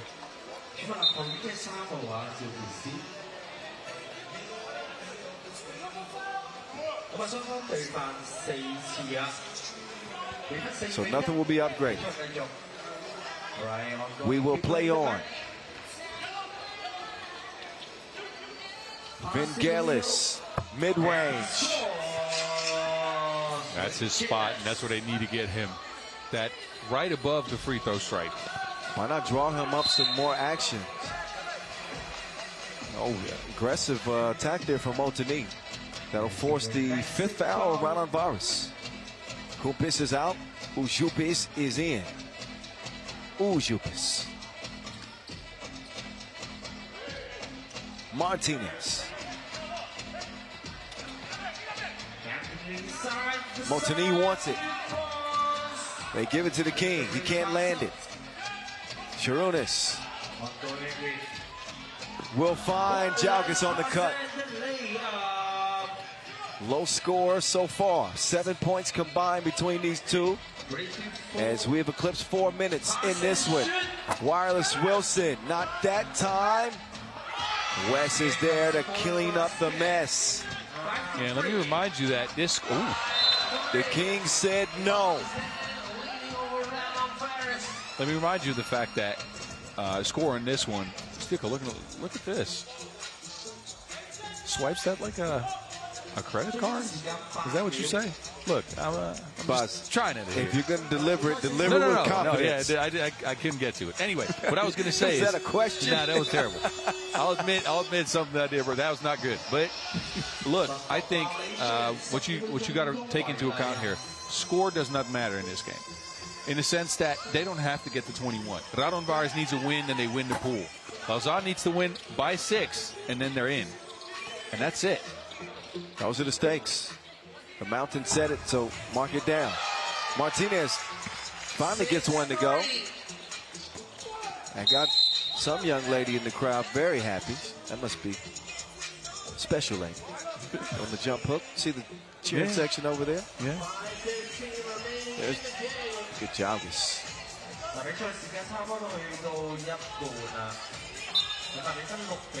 Black foul. Raudondvaris Hoptrans counted out by many.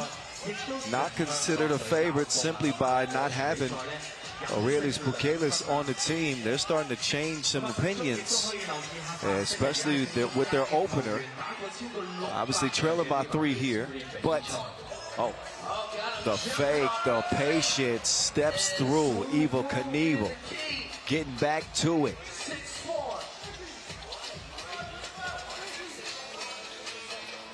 Ulaanbaatar, Wilson, so patient on the fader, but misses it. Who touched that last? That looked like Montenegro from here. But it was not. It was Yellow that touched that one last. So ball to Lausanne. 6-4 game.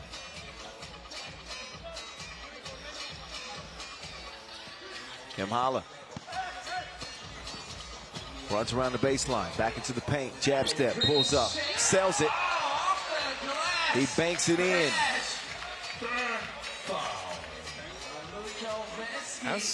He sells that very well. Look at this. Back, forth. He did take some contact, and he showed it well. Yeah, hard to see it from that angle right there, but all that matters is Imhala's on the line. Chance to make this an 8-4 game. And that he does.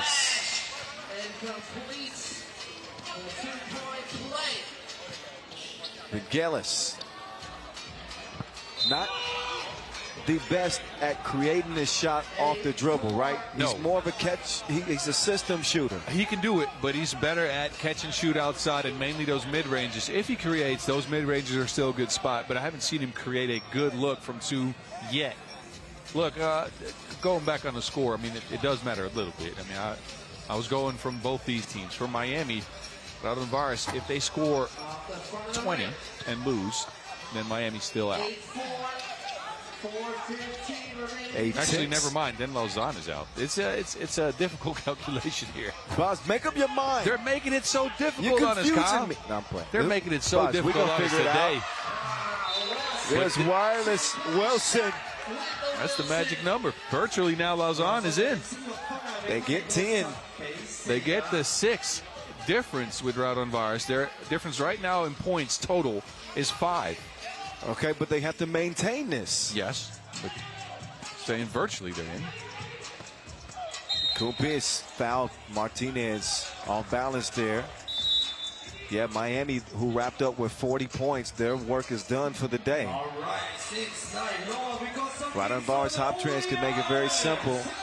So Miami finding themselves rooting for the Lithuanians who beat them in game 1. So they're going to go from a hate-love relationship this quickly.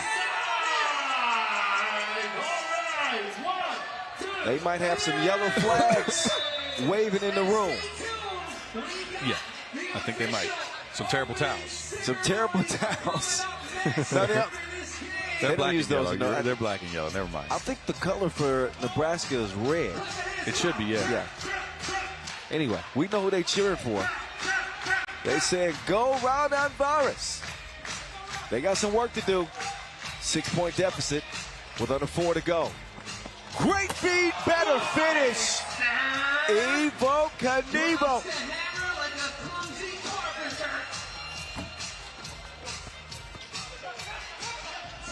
Ulaanbaatar took a shot in the throat, it seems. Oh, listen. They dodged the bullet right there. Jalgis missed it. Wireless Wilson ain't missing nothing.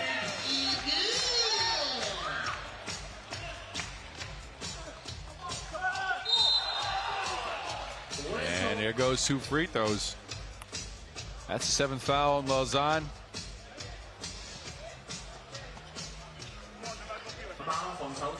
Seven-point lead for Lausanne. Big free throws for Ulaanbaatar.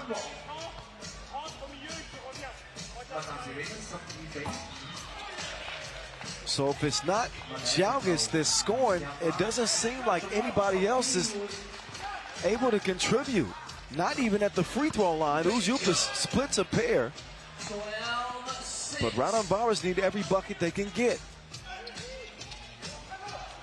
Inside, stolen away. Kupis has it cleared. They're going to clear the way for Jalgis. Jalgis, look at the activity. We'll keep it alive. Ulaanbaatar, no. Obviously, Jalgis is gassed, and they give it to him. They're trying to give it to him again. Like, go hey, ahead and try to create. Just do it.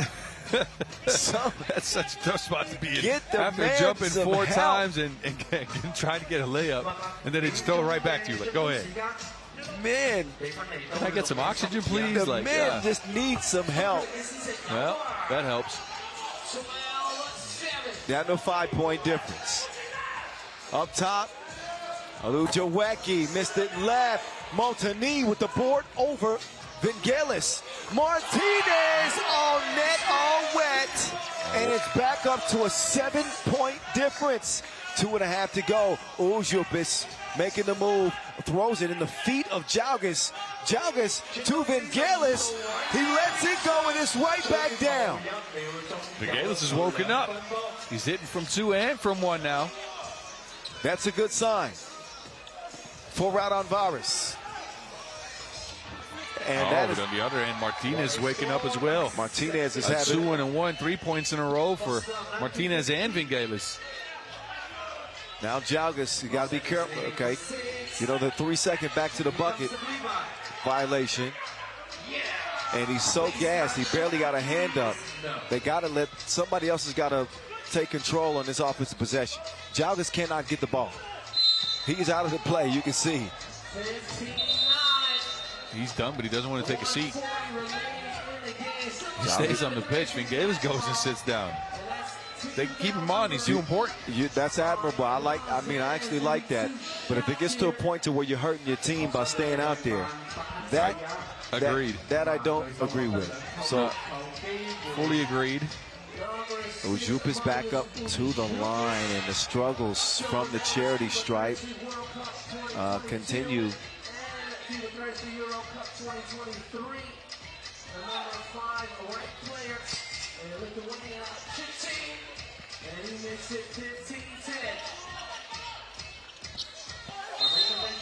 Yeah, another whistle. That is the 7th foul on Raudondvaris Hoptrans. And that will not help them in their effort to climb back in this game if Carlos Martinez can make them pay at the stripe. The score belies the fact that this is actually a very tense game, Kyle, in the sense that Lausanne is dancing right around that 5 to 6 point lead. That they need a 6-point lead to be able to continue. It's a tight one. Raudondvaris is scraping by with buckets left and right to try to stick close enough. Second free throw is good. 3-possession lead. You're right. It's still tense because the group has not been decided yet. Lausanne have to maintain that 6-point advantage and get a win here. With, again, Miami also in this group looking on. Holla! 2 for $1. 18-11. It don't look good. Jalgis bumping and grinding. Scoring. 18-12. Martinez. Halujawecki, can he beat the horn? Can't do it. 45 seconds left. Jalgis spins, gets it to go. He's been a one-man wrecking crew and out of gas, cannot keep up with the silent assassin. Can Raudondvaris do something? Yes, the punch from flight mode. Timeout on the floor, 5-point lead. Tell us, Boz, tell us. Look, Raudondvaris, they're right on the edge. If they get 2 more points, then Lausanne won't be able to catch him. So if they get 16, Lausanne won't be able to beat him by 6. So exactly. With 29.4 seconds left to go, I'm curious to see how they go about this. And this is in case Lausanne get the 21, that is. As it stands now, it's 19-14 virtually. Lausanne is still out. And Raudondvaris still in. That's with tie. Both teams in the score in the pool. Yes. In case of a 3-way tie. And then it goes to rank. And Raudondvaris ranked 6th. Lausanne ranked 11th. That means by virtue of rank in a tie, they're done. So, well, you keep an eye on this as we head in the final 26 seconds. These are crucial, critical possessions for both teams. And Martinez lets it slip out of his hands. He's looking for the kill shot. This could be the difference for Raudondvaris. Maybe the biggest possession of their season. Flight mode in attack mode. That gets the lead down to 4. No, what? But Raudondvaris is at 15. They give Lausanne a possession with a shot at 2. That 2 would get them in and Raudondvaris out. Oh, goodness. This is crazy. 7.5 left. Here we go. They're looking for a 2. It's what they need. It is M. Oh, they missed it. They won't get a shot up. Lausanne do win it, but Raudondvaris with 15 points. That is enough. Will be enough to out. Yeah, they're marked for the 3-way tie. That is the difference between both teams, and that was the one that was important. The difference between both teams is 4 points. And they were at a 5-point difference. So Lausanne, they forced a 3-way tie. But in this case, Miami comes out in first in Pool B. And Raudondvaris is the 2 seed. Lausanne are out in heartbreaking fashion. It was they were a 2-point shy, right? 2, yes, and they had a shot at that. It went in and out. Man, Ulaanbaatar put it up, and you can see the disappointment for Lausanne. They got nothing to hang their heads about. They played a hell of a game. They played hard, gave it every bit that they had in the tank. But Lausanne will bow out here on day 1. I'm talking to flight mode. How is that ankle? Okay, we'll keep an eye on that. Well, he's got a little bit of time to heal up because his team is going to be playing tomorrow. Congratulations, Miami, who are breathing easy now. Think about this. Pool A, Uld looked like they might be either, well, not done, but in second in the pool. They end up in first by 1 point. Miami look like they're going to be in second in the pool. They end up in first. What's happening? What is happening, man? It is bonkers here at this Hong Kong final 2024. It was Evaldis Jalgits with the bucket that would ultimately get Raudondvaris into the quarterfinals. Of course, he had 15 in game 1. He probably had at least 8 or 9 in this one, too. He'll be the leading scorer of the day. I don't have any questions about that. And we still got 2 more games left, but we will get a breather before we do that because we got our opening ceremony. And we'll get a chance to get a nice warm welcome back in Hong Kong again this year. Had one of the Olympic qualifying tournaments here earlier this season as well. Love this city. LOC's doing a great job and happy to be here. So stick around for the opening ceremony, ladies and gentlemen. And we'll get to our last 2 games at 8:25 local time. So we got about 35 minutes before the next check ball here in Hong Kong. But feel free to stick around and enjoy the opening ceremony festivities. All right? See you soon.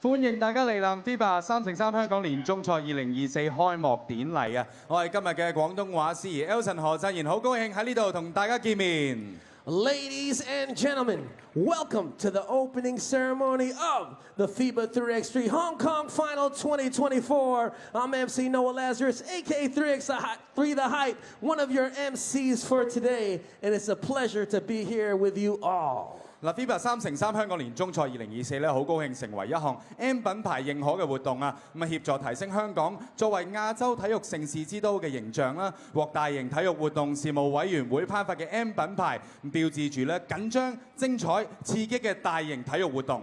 The FIBA 3x3 World Tour Hong Kong Final 2024 is proud of being an M-Mark event that helps enhance the image of Hong Kong as Asia's sports event capital.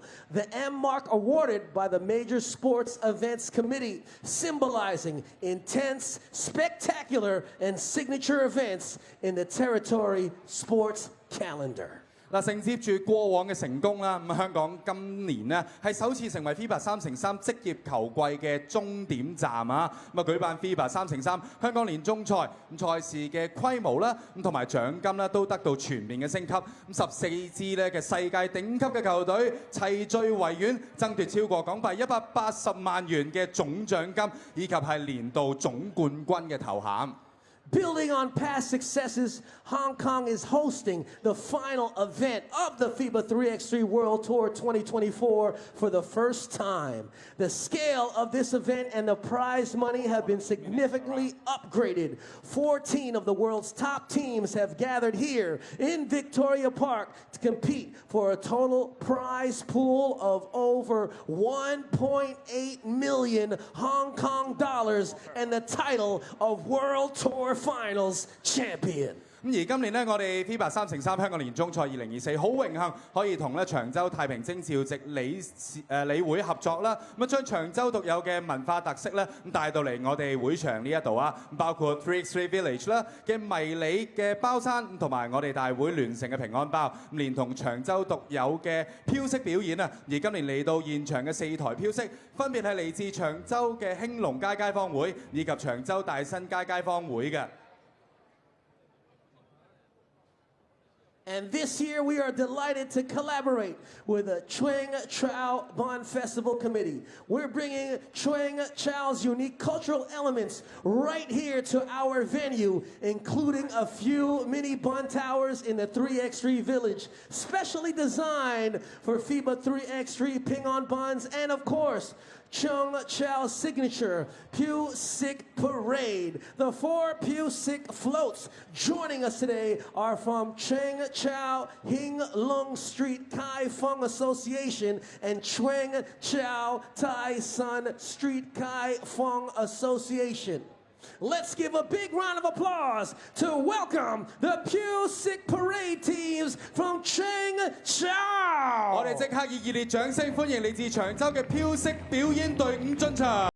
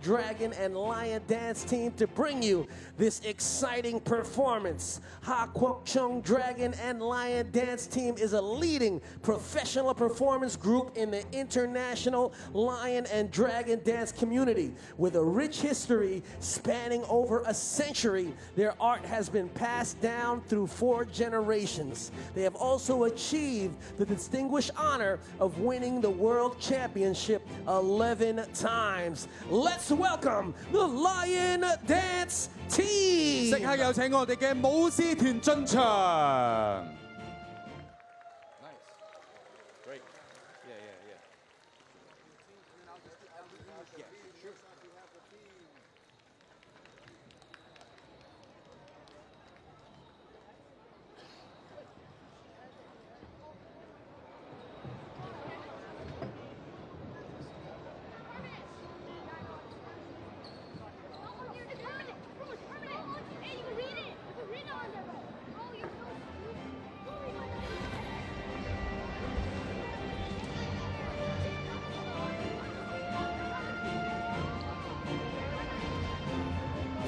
接住落嚟，我哋以熱烈嘅掌聲歡迎今次參加香港年終賽嘅14支世界勁女嚟到場上。And now, let's welcome the 14 world-class teams competing in this year's Hong Kong Finals.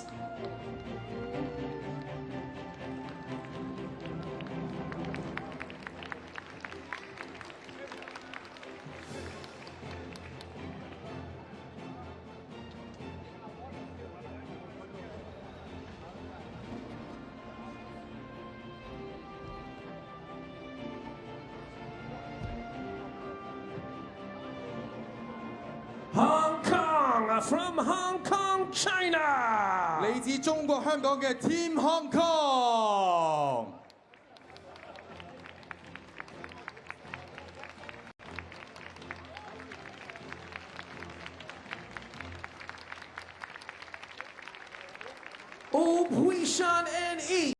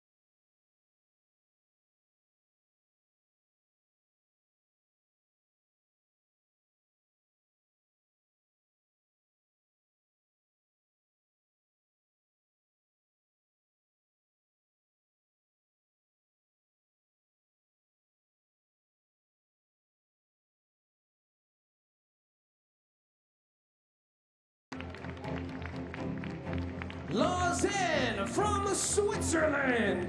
嚟自瑞士嘅洛桑隊。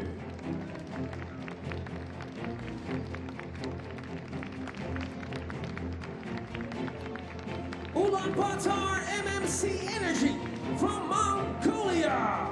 嚟自蒙古嘅烏蘭巴托隊。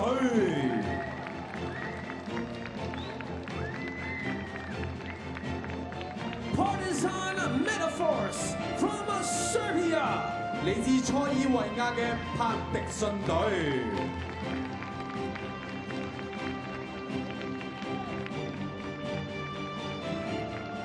Princeton from United States of America.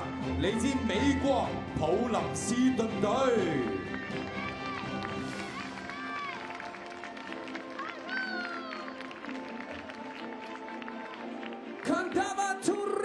From Latvia， 嚟自拉脱維亞嘅坎達瓦隊。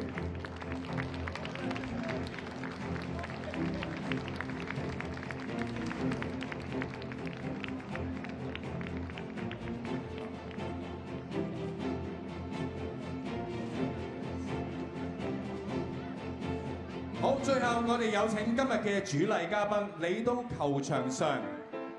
And now let's welcome our VIPs and guests of honor onto the half court. Please welcome 香港文化體育及旅遊局副局長劉震先生 JP。 Mr. Lausanne Wrestling JP, Undersecretary for Culture, Sports and Tourism Bureau。 處理康樂及文化事務處處長徐曉露女士 JP。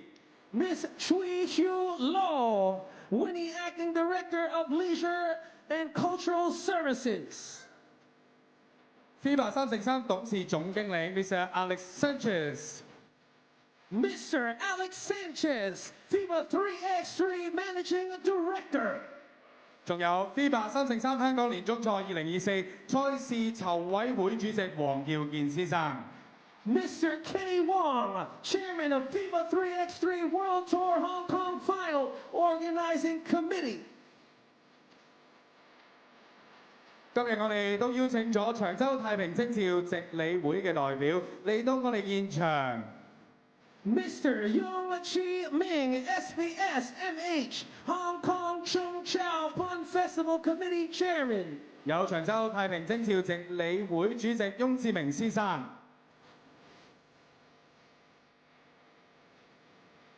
仲有長洲太平清醮值理會副主席黃仁勇先生。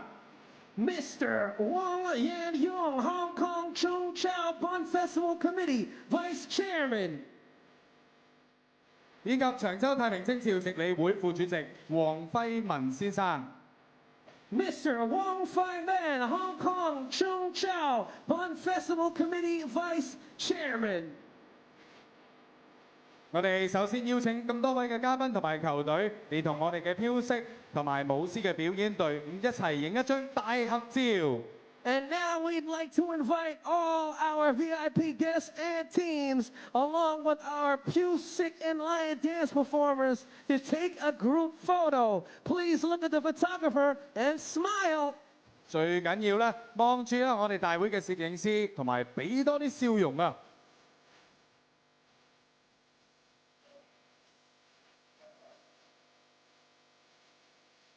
好啦，我哋望住中間啦，等我倒數啦。OK， 3, 2, 1, smile。 Yeah. And thank you so much, everyone.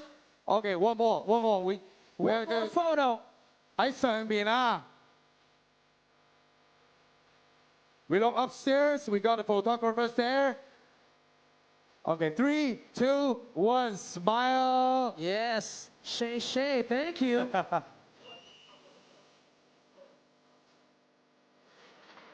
好啦，唔該晒咁多位。接住落嚟，我哋有請咧就係香港文化體育及旅遊局副局長劉震先生 JP 為我哋致開幕詞，有請劉生。 And now we are delighted to welcome Mr. Lausanne Wrestling JP, Undersecretary for Culture, Sports and Tourism, to deliver the opening address. Mr. Lau, please. Alex, Kenny, distinguished guests and players, ladies and gentlemen, good evening.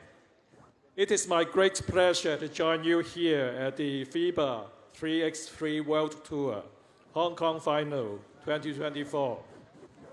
We are very proud to have the year-end event of the FIBA 3x3 professional season for the first time here in Hong Kong. The 3x3 World Tour has always been one of the most exciting sporting events in Hong Kong. The tournament creates a buzzing atmosphere right at the heart of our city, mixed with our Chinese traditions and culture. This tournament is more than thrilling matches. It integrates sports and entertainment in a perfect way through the vibrant 3x3 village, which features playing activities, refreshments, merchandising booths, and demonstration by world-class players. Trials for the new sports such as pickleball and baseball 5 are also available for public. I'm sure this will be an unforgettable experience for all of us. I would like to express my sincerest appreciation to M1 Group Limited for bringing us this prominent landmark event. The event does not only showcase Hong Kong's capability in hosting major sports events, but also consolidate our position as Asia's sports events capital. My gratitude also goes to the sponsors, staffs, and volunteers for their tremendous effort and hard work in making this event possible. Lastly, to all the participating teams, I wish you the best of luck in your pursuit of the champion title. To all the fans and visitors from around the world, please enjoy the event and have a pleasant time during your stay in Hong Kong. Thank you very much. 唔該晒劉生。 Thank you so much, Mr. Lau. 接住落嚟，我哋有請 FIBA 代表 Mr. Alex Sanchez 為我哋致歡迎詞。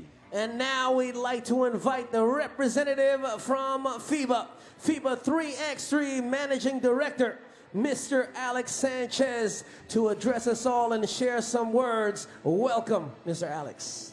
Hello everybody. Good evening. Thanks to the city of Hong Kong to have us here again. Yeah. We started the season 8 months ago with Olympic qualifying tournament here in Hong Kong. That was a great success. Some of the teams behind you qualified to Olympics. Since then we had a lot of events, a lot of competitions, including an Olympic Games. And we are finishing here the season in Hong Kong again. Thanks for hosting us to see who is the best team this season. Just a few numbers. We have 11 Olympic medalists here from 2 different Olympics, including 5 Olympic gold medalists. So the competition cannot be better. Thank you very much. Thanks for the players, for the effort of the whole year, and the best shall win as usual. Yeah. Thank you, and thank you very much. Bye. Thank you so much, Mr. Alex Sanchez. 最後，我哋有請 FIBA 3x3香港年終賽賽事籌委會主席黃耀健先生為我哋支持，有請 Kenny。 And finally, we invite Mr. Kenny Wong, Chairman of the FIBA 3x3 Hong Kong Final 2024 Organizing Committee, to share some words. Kenny, please. Hello, everybody. Good evening. Let me speak into the English first.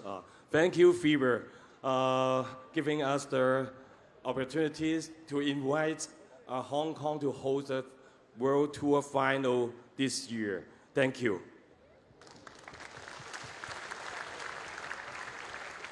接住嚟好簡單好快咁講，就係好感謝今日嚟現場睇嘅觀眾咧，有啲我好認得係由2022年疫情到而家已經嚟㗎啦。OK， 俾掌聲你哋自己，唔該。好。過去我哋有好多改進，每一年我哋希望進步。咁嚟緊我哋會保持好似今日咁樣啦，就有每一次都有一新啲嘅元素帶俾我哋嘅觀眾去享受、去欣賞。喺我哋喺辦賽事得到經驗之後咧，我哋希望展望將來，喺2025年咧，我希望可以幫到更加多有志想發展三日籃球或者係籃球嘅同業。隨時揾我哋可以無私咁分享，將我哋嘅經驗講俾大家聽嘅。今日唔阻大家太多，希望大家享受今日嘅 opening。謝謝。好，唔該晒 Kenny， 我都喺呢度咧，預祝咧賽事可以順順利利，非常期待各球員嘅精彩表現啊！ Thank you, Kenny, for your inspiring words. 接住落嚟咧，有請咁多位嘉賓留步啊！ And we'd like to invite our distinguished guests to remain on stage on the half court. 我哋呢個時候邀請香港文化體育及旅遊局副局長劉振先生 JP 為我哋咧頒發 FIBA 3x3 世界巡迴賽2024常規賽最有價值球員獎啊！ We are now honored to have Mr. Lao Chun Wrestling JP, Undersecretary for Culture, Sports, and Tourism, to present the MVP of the FIBA 3x3 2024 World Tour season. Mr. Lao, please. 現在宣布 FIBA 3x3 世界巡迴賽2024常規賽最有價值球員。 And now, the moment we've all been waiting for, the MVP of the 2024 World Tour season, representing Team Amsterdam. Give it up, y'all, for number 6, Worthy Day. 嚟自阿姆斯特丹隊6號迪莊。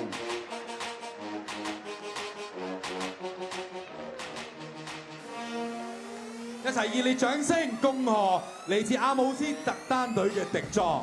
Let's give a huge round of applause to Worthy De Young. The hype is real. Congratulations for this outstanding achievement, brother. 我哋當然一齊影張合照留念啊！ All right, let's take a group photo, y'all, and smile.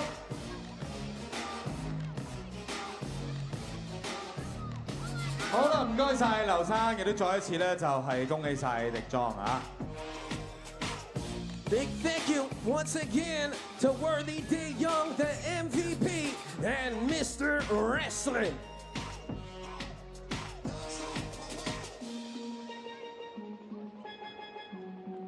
好啦，下一個環節，我哋將會係一個簡單而隆重嘅點睛儀式啊！呢個時候，我哋有請7位嘅主禮嘉賓就位，為球場上嘅醒獅點睛，為我哋嘅賽事揭開序幕。 And now we come to a simple yet important tradition, the Lion's Eye Dotting Ceremony. May we invite our 7 distinguished guests to take their places and dot the I's of the Lions on the court, officially launching our tournament. 我哋呢個時候有請嘉賓們咧，面向我哋大會嘅攝影師擺出點睛動作，影張相先啊！好啦，7位嘅嘉賓可以攞起咧一支嘅點睛嘅筆啦，準備住我哋呢個簡單而隆重嘅儀式。我哋都可以望一望住咧，就大會上面嘅攝影師啊。We can look upstairs to take a photo first. 醒獅點睛，富貴繁榮，民風物阜，社會安寧。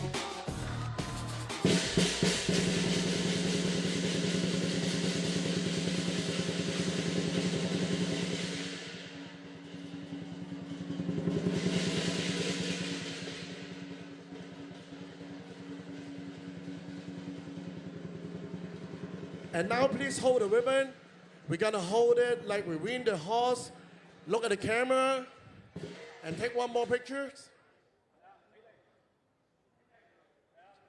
簪花掛紅，事業興隆，芝蘭少壯，老成青松。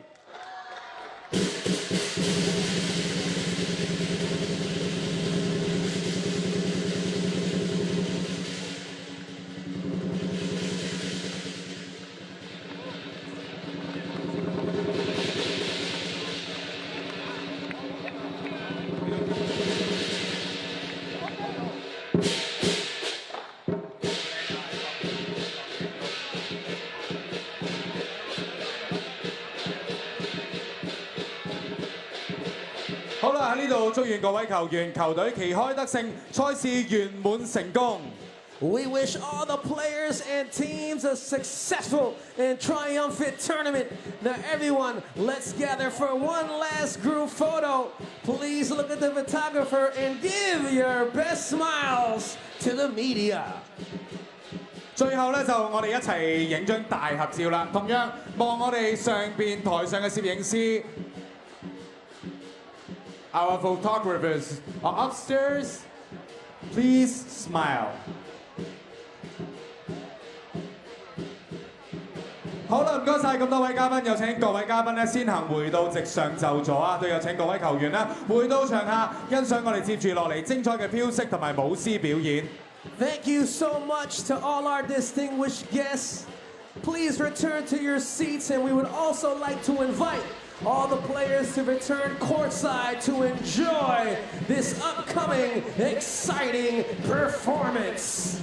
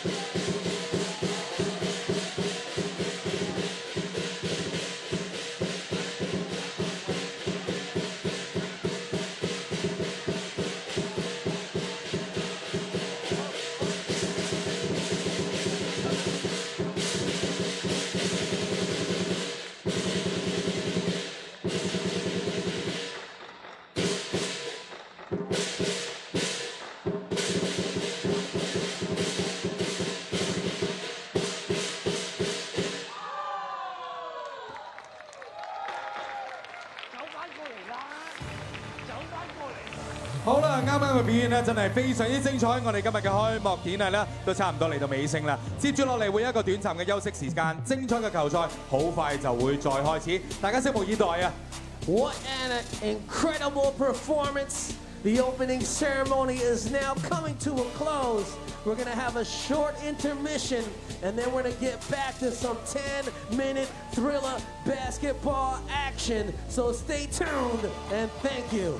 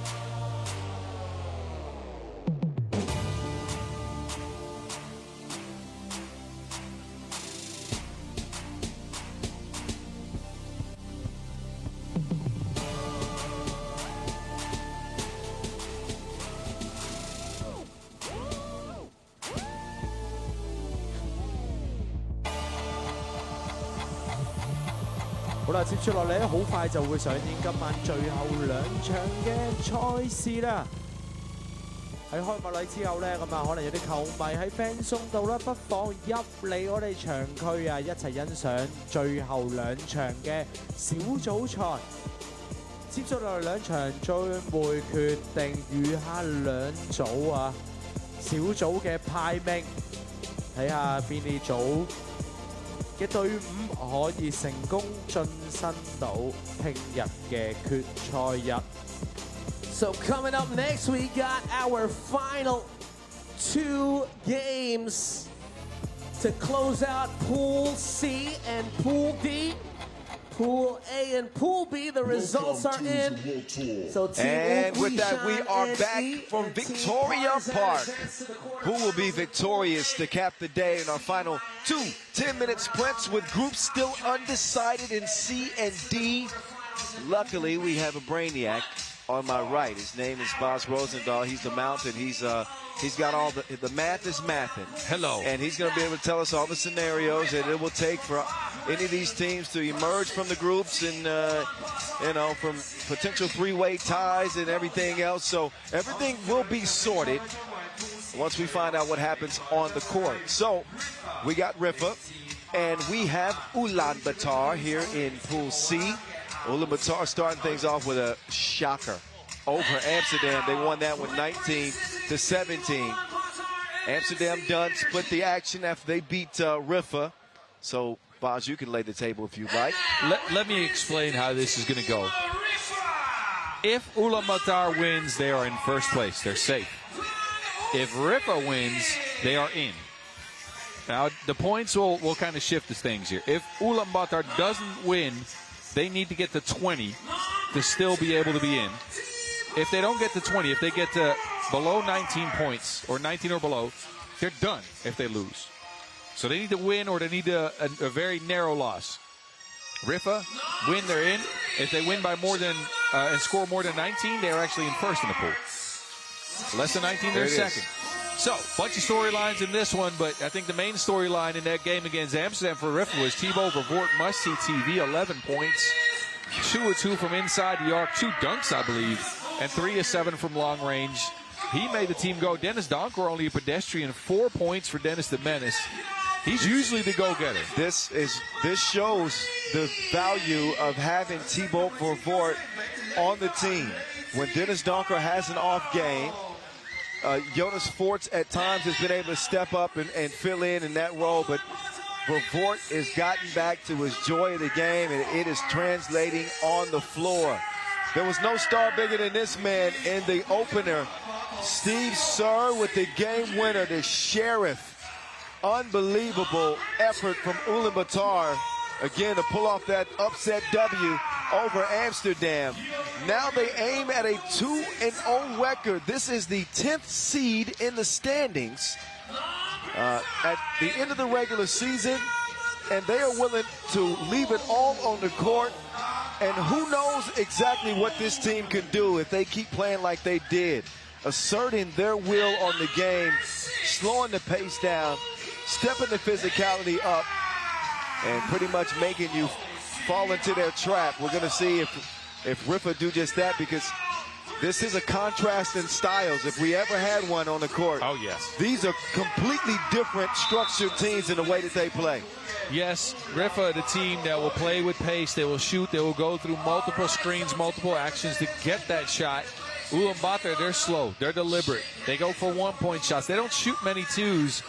Just to get you a look at the stats here, Riffa, they shot 5 of 13, and that's kind of the normal number for them, right? 5 of 13, maybe sometimes they'll shoot 15 twos. Ulaanbaatar, 10 twos shot in that game is high for them. Yes. On average, they only shoot about 7 to 8. Yeah. And they shoot it at, well, this version of the team shoots it at a 25% clip. And exactly, that ain't good, but things are turning. It's not like they don't have the skill to do it. Donker, like you heard Boz mention, coming off a 4-point effort in their opening game. And Riffa needing a win and needing to score 19 points. Those are the scenarios for both teams. If Ulaanbaatar win, then you know what it is. Riffa would be out and Amsterdam would be in. Shout out to Worthy de Jong. If you missed the opening ceremony here, he was actually named the league MVP this year. And congratulations to him. He's going to be watching this one very closely, him and his Amsterdam teammates. Find out the top 2 teams that will be emerging from this group at this World Tour final from Hong Kong. Yeah, buddy. Not to jinx anything here, Kyle, but we're still in line to have all groups be a 3-way tie. I don't think it's ever happened. Wouldn't it be fitting, though, in a season that has had, again, so much parity, to have each group in 3-way ties? That's storybook stuff. Fort's killing them softly with a touch from long range. Riffa open up 2-0. Inkbot drives. The Doogie man. Heck no. That one hit the logo. Here's that crossbody runner that we've seen him hit so many times. You know, we talked about the Flamingo release yesterday. It's more trustworthy than him shooting off 2 feet. I don't think I've ever seen that. VVO on the go. Riffa 3-zip out of the gates. The Bull Davasambu runs into trouble. Inkbot slides to the left. That's great defense from Vervoort. We talk about his offensive ability all the time, but I also a tip of the cap to Must-See TV for his effort defensively too. 6'5", he's rangy and contests the shot. That leaves 0.2 ticks left for Steve Sir, the sheriff. He's going to have to draw that weapon quickly. 0.7, so they gave him a few more tenths. Enough for an up fake and a shot. Ooh. Shot clock violation. 0.7, that's usually just a touch and just throw it up. Yeah. But look, credit to Riffa in general. Again, I think that game against Amsterdam, the score belies the way they played defense in that one. It was a 21-20 loss, but they actually played very stingy. Board, yeah, they did. Sir being annoyed by the young VVO. Van Oostvik out. If you've been following Riffa this season, you'll notice that Casper Augustinian is not here. You've noticed for a long time. You said you were going to get the name right. That DeValk is not here. He tried. Casper Augustinian. Augustinian. There you go. That's what I said. I said it the first time. Oh, yeah, he did. There's him letting his wrist do the talking. That's the menace. Darker. He's already got half of what he totaled last game. He will pester Sir, and he will not be bothered by it.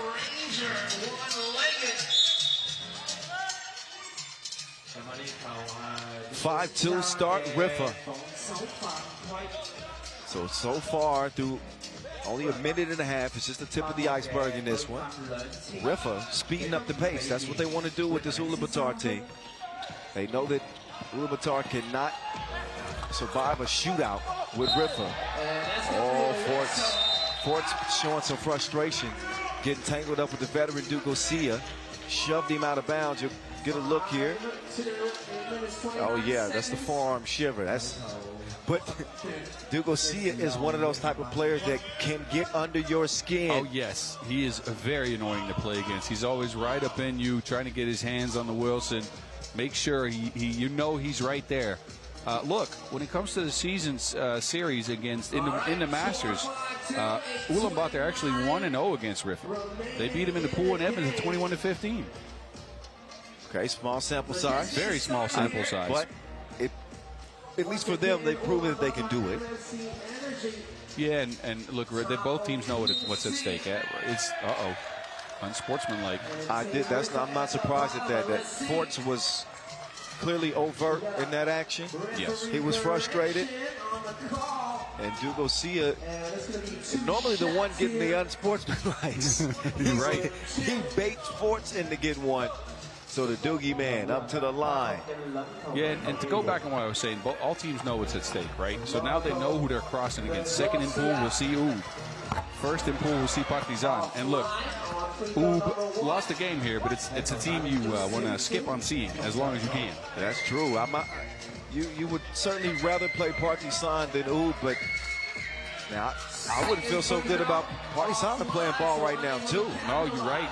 But in general, with all the history in this game, you'd much rather play Partizan than Ub. Yes, and these teams know it, so they want to get that first spot in the pool. 8-bot. Still, the stroke is offline. Report. Down to Forts. Those two share the Wilson. We have a whistle. Foul on the 2. Was that a landing space? No, it was Doogie sticking his hand there.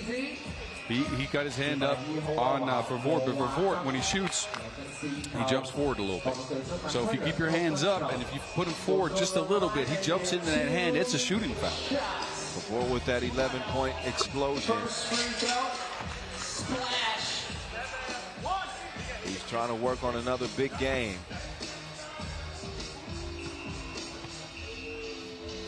They came up short against Amsterdam, but still a big game for him.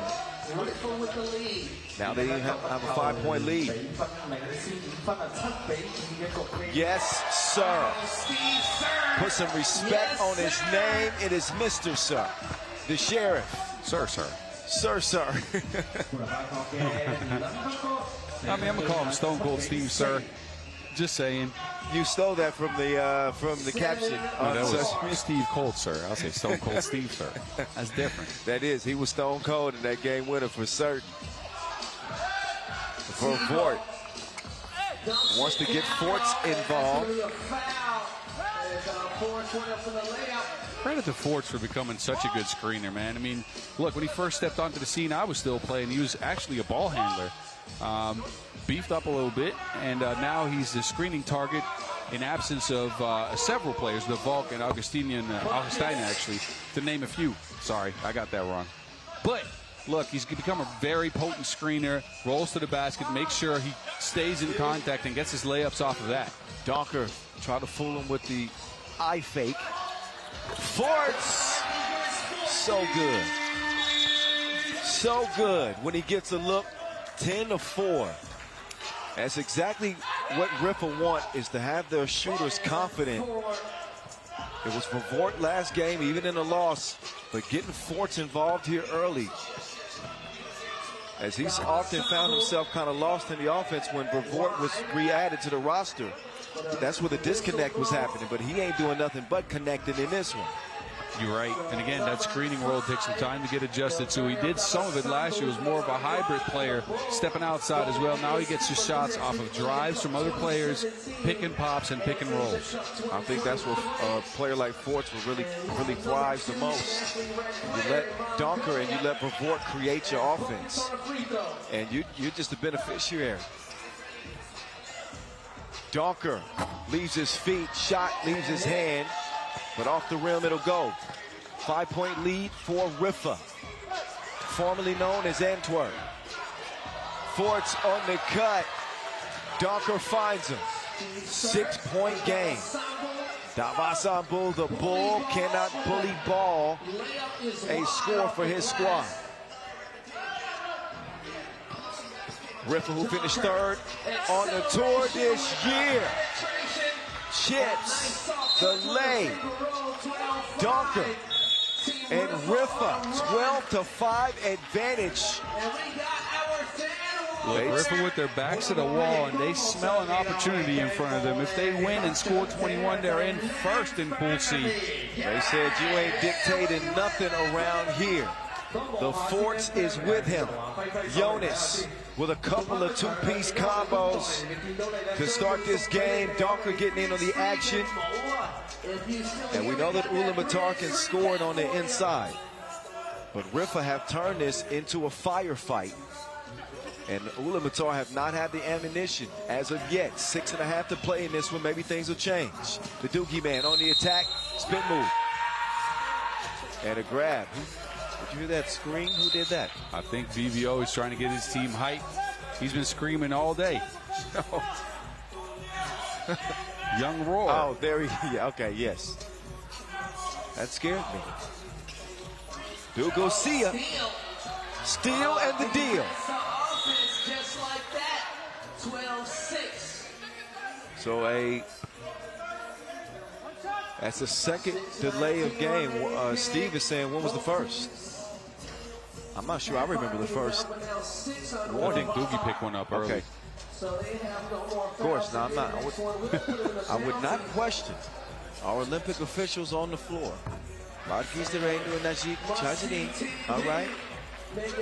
Never question the officials.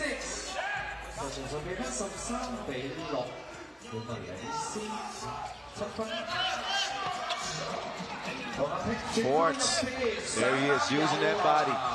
Big butter, smooth. 8-point game. Doogie. No.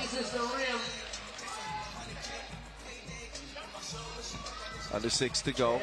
Forts steps back. Oh, ain't he smooth? Ain't he smooth?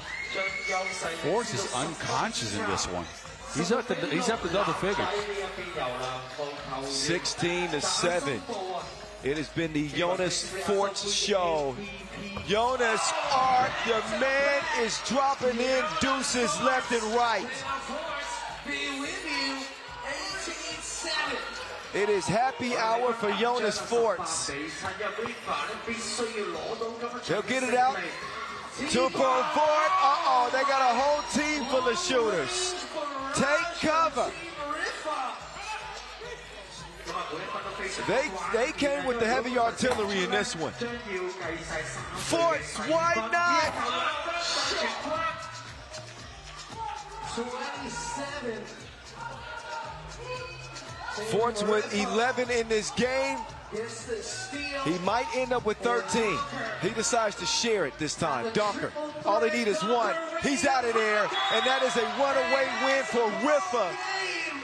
This team at full steam and full potential is flat out scary. They win this by 14 points. That might be the fastest game of the season. 4:47 left in the game. That means Ulaanbaatar's done. Out. Ulaanbaatar's done. Amsterdam is in second, and Riffa's in first. But this is the fastest game I've seen all year. How much time do we have left on the clock? 4:47. I don't know. I'm going to tell. That was a bully session right there. That was a bully session. Jonas Forts. 11 for Forts. Wow. And the way he got to it as well. Creating his own shot down the stretch there, right? And as we said, he got away from that in this role, in this screening role that he's taken on now, but pick and pops, he rolled to the basket, and then at the end there, he just said, give me the rock, and he went to work. Well, and Riffa will get the 1 seed in the group, right? They will. Uh-oh. In a 3-way tie, his third 3-way tie of the day, by the way. In a 3-way tie, they'll end up with 41, Amsterdam at 38. That means we get Amsterdam and Oop. Amsterdam and Oop. In the quarters. Oh, yep. Wee. Yep, the stage is set for some games tomorrow. Oh, man. Uh-oh. Well, That was just a flat out, lights out performance shooting. That was the best performance of the day, in my opinion. This is Riffa at their best. I think they can beat any team in front of them if they shoot it like this. Obviously hard to duplicate an effort like that, but we'll see what they're able to do come tomorrow. All that matters is they continue to dance at the ball. Next up, Vienna and Princeton to close day one's action here at the World Tour Final in Hong Kong. They get ready to enter the court here and now. Princeton upsetting Paris to open their action, coming out of the qualifying draw, by the way, and still playing well, looking fresh. This will be a tough test for Vienna, who lost to Paris by 3. Look, this team, Vienna, didn't play up to standards in their first game. 3 of 11 from long range. They did make it a game down the stretch. If you remember, they were down big. They fought themselves back into that game, but ended up losing nonetheless. 3 of 11 from long range, 7 of 14 from inside the arc. A lot of missed shots. They didn't get a lot of rebounds either, so what I need them to do is be more secure with the ball, and not as far as turnovers, because they only had 3 of those, but I need them to be more secure in the shots that they take. You mentioned the rebounds. They got the second most offensive rebounds in the league in the regular season, so the second chance opportunity is a big reason they've had success this year. And only 1 in the last game. That's not Vienna 3x3. They need to get back to their selves. They did get a 555 out of Quincy Diggs. That's a good sign. Yeah, Quincy was playing. But he needs some help. Nico Kaltenbrunner, 5 points. You can expect that. So Nail, quiet with only 2. Blazon with 4. I mean, again, he's still getting his bearings in this game, right? Yeah. As you remember, like, he joined the team halfway through the season. Now, for this Princeton squad, though, what I liked about them, and we actually talked outside the venue with Andrea Milutinovic about this. Yes. Is they're very cerebral about how they approach a game. For the first few minutes, they'll have a strategy. They'll feel it out. If it doesn't work, they have a backup to go to. And you'll see them excel in the latter stages of a game because they figure out what a team is running. They know where a team is comfortable, and they try to take that away from you. A 19-16 victory over Paris, everybody contributed. Nash 4 and 4, Butler 6 and 4, Caruso 4 and 3, and Huffman with 5. Not a lot of other things going on there besides the drive and some key assists, but everybody on the team contributes to the win, and I think that is why they shine. So they are here and back with the Rocky music. Adrian! They kept Paris, by the way. We said in their game, it was a battle of the boards. They kept Paris to 6 rebounds. 6. They got 12 themselves. And that's with Jules Rambeau back on the team. That's with Jules Rambeau back on the team. Well, it's actually 6 defensive rebounds. So they out-rebounded Paris. Well, the thing is with them that's so impressive to me, and I think it's a reflection of Damon Huffman's leadership, is the fact that they're never rattled. They're never rattled. We saw it yesterday. We've seen it all season. Here they come in as the 12 seed out of the qualifying draw. And normally if you were the 12 seed, last team in, teams aren't very intimidated by you. They feel like they like their chances. Don't nobody want to see Princeton right now. No, not the way they've been playing. No, they respect this team, and they do not take them lightly. Vienna do have some punch, though, and I think that this is going to be a good matchup to close pool play action. Well, we got some storylines going still, because this pool could also end in a 3-way tie. So Paris, they're done playing. 2-1, they're at 36 points. They can still be caught by both teams, or tied at least. Princeton 1 win, they're at 19. And Vienna, they need a win, and they need to beat Princeton by at least 2. Because they can only tie Paris in score, and Paris has got the higher seed, right? So Vienna need a win by 2. Princeton, even if they lose, if they score 17 points, that means Paris is likely out. Why not? Well, I mean, every other group has been a 3-way tie, right? 18 points, I apologize. If Princeton scores 18. Every other group, 3-way tie. Yes.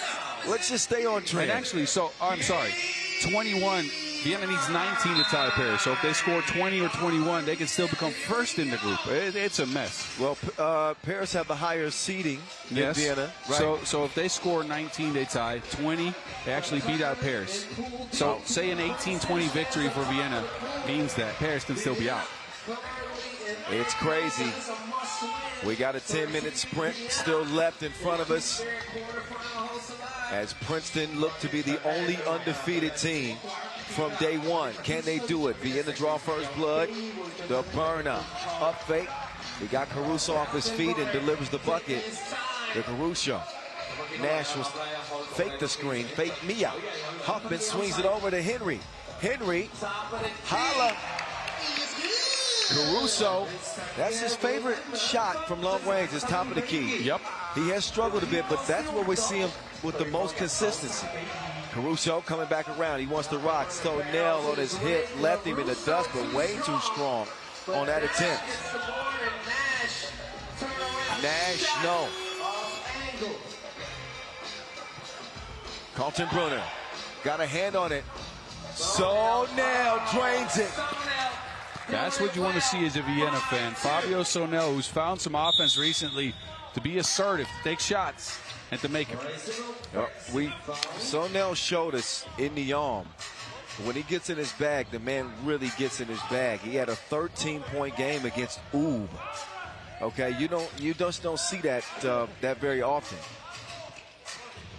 And that was in a quarterfinal win over Oob. Meantime, that's Austin Butler. He answers the call. How may I help you? 5'4".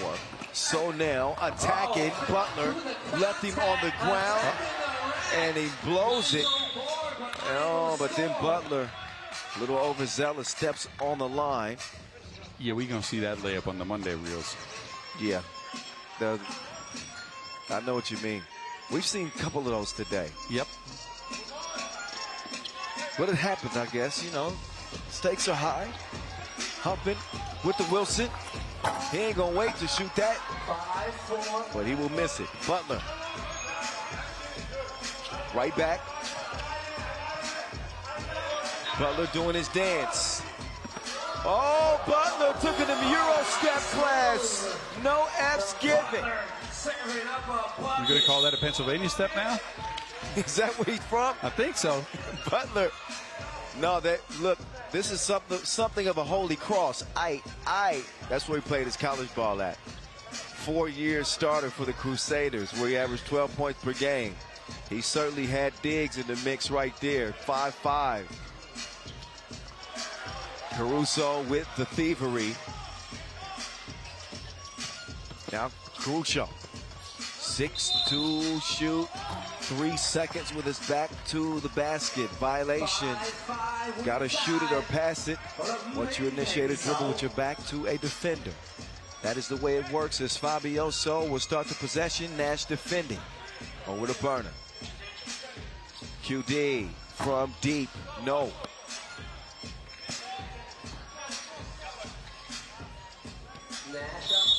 Nash is going to double dribble that one. Yeah, well, I think he mishandled it initially, picked it up, and then dribbled again. So we stay deadlocked at 5 apiece. 2.5 minutes in. Last game of the day, Burner smokes it. Sonel will keep it alive. Diggs. Yes! It's a knuckleballer. 7-5. Ain't got to be pretty to count. Look at Nash putting his head down. Nash has been a lot more aggressive. I like it. Don't let the hazel eyes fool you. I like it when he turns into Mr. Nasty. When he plays aggressive, attacking. That's what he's been today. You mentioned the balance. Yeah. He had 4 and 4, right? He had 4 and 4, you're right. I'm telling you, Simone Biles would even say this Princeton team's got balance. 7-5, you know what that is. Yeah, I know what that is. QD, cross, kicks it, 5B, oh, so close. Fabio. Yeah, he went back to his MMA days. That was a takedown. He tried to hit him with a keg. Yeah, you saw that? His feet. Yep. There's going to be 2 shots here. So he was tripping, figuratively and literally. All right, we got After the miss, that'll get an unsportsmanlike. So a couple of free throws coming up here for Princeton. Listen to the music. Let's dance together. So Princeton, as a franchise, have played in a World Tour final title before.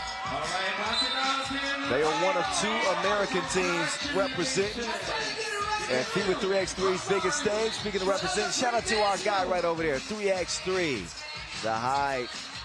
Noah Lazarus having some fun. Rocking the LL Cool J Kango. Is he twerking? He is. Oh, no. See, I don't want to see that. He's got more movement than them hips than a lot of people that I know. Tom's dancing too. Oh, boy. We have gotten off the hinges here on the last game of the day. Oh, no. Let's focus on the floor. Yeah. Caruso, yes, sir. Carlton Brunner swings it. Tony Blazon in a blaze to the crib. Vienna assume a 1-point lead.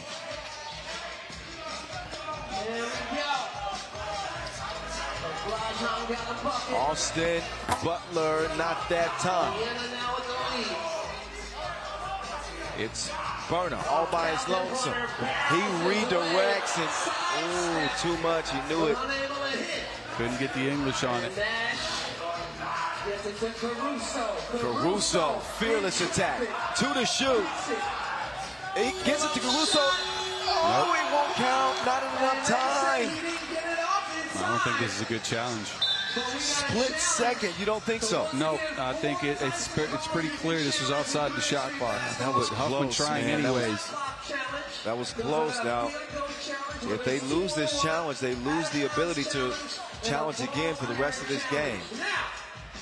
They will take a closer look to see if that ball was actually released. Nope. And that's a quick decision. No basket, Huffman.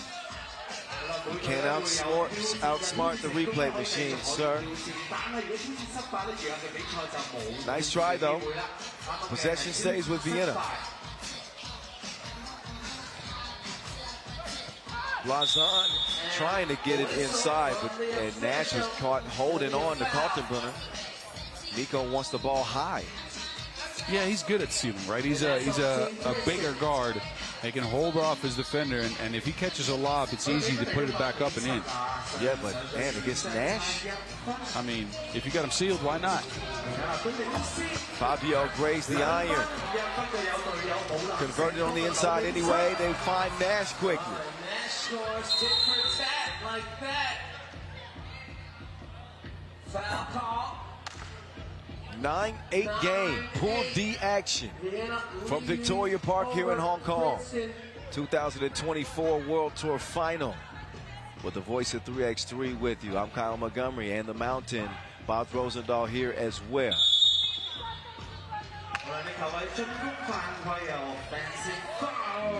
Offensive foul. That's now 5 on Vienna. Yes, it is. One more to give for them. 5:42 as the possession goes over to Princeton now. Oh, Henry wanted the ball. He was clapping at Butler. Oh, Butler, he saved himself from a lashing by getting that bucket. Diggs doing his dance. Can't land it. Caruso with the rebound. He will attack and nearly score. Diggs is down. So now with the rebound. Kaltenbrunner now. Drops the shoulder. Up fake. Up and in over Butler.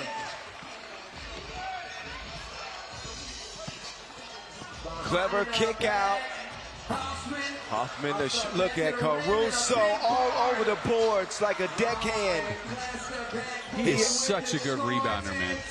He just has a nose for the ball. Yeah, and he's got the leaping ability to go with it. Quick off his feet, that dexterity. Over the shoulder. Caruso double dared. He ain't never scared.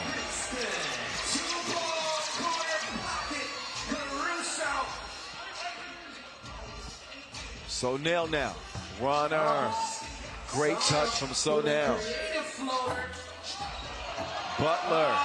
He's there to finish the leftovers. Butler's been on one this game. He's getting buckets from outside, inside, driving, rebounds too. I like him being this assertive. Game 1, too. And over 6 a game in Shenzhen. That time he put Diggs in handcuffs. And he's screaming. Here we go. They feeling it. I like to see the emotion. From Latrobe to the world stage. What?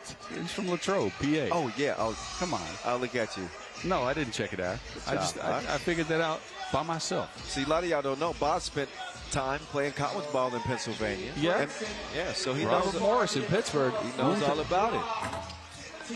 I've never been to Pittsburgh. Well, you go there, you go to Permane Bros and get you a Pittsburgh cheesesteak. Well, I know the Philly cheesesteaks. No, the Pittsburgh cheesesteak's different. They put some fries on there. We got to stop talking about food. Oh, sorry. Don't get us in the. All right. Mount Washington. That's where you go in Pittsburgh. Anyway, 4 minutes to go. We digress. We got a 2-point game. Princeton in front. Coulter. Runner off the mark from long range. Oh, Mr. Nasty. He got the spin move in his back. He does, apparently. 3-point lead, Princeton. Again, a chance to be the only undefeated team. Think about it. If Princeton's the only undefeated squad coming out of pool play, that would be a storyline that I did not ever see happening. Coming from the qualifying draw. Yeah, and then, I mean, look, they're a very good team, so seeing them go undefeated, sure, maybe. The only team to be undefeated? Right. No, not in 100 years. But that's why 3x3 is so much fun, Kyle, because this stuff happens. We sat there for 3 days in Hong Kong, eating lovely food, and thinking about the outcomes of the games, and both of us were like, well, this is a for sure. No, this is happening. And it's not coming through, all of it. This is a day of bracket busters. Yep. I mean, all your picks, throw them out the window. Oh, Butler, no!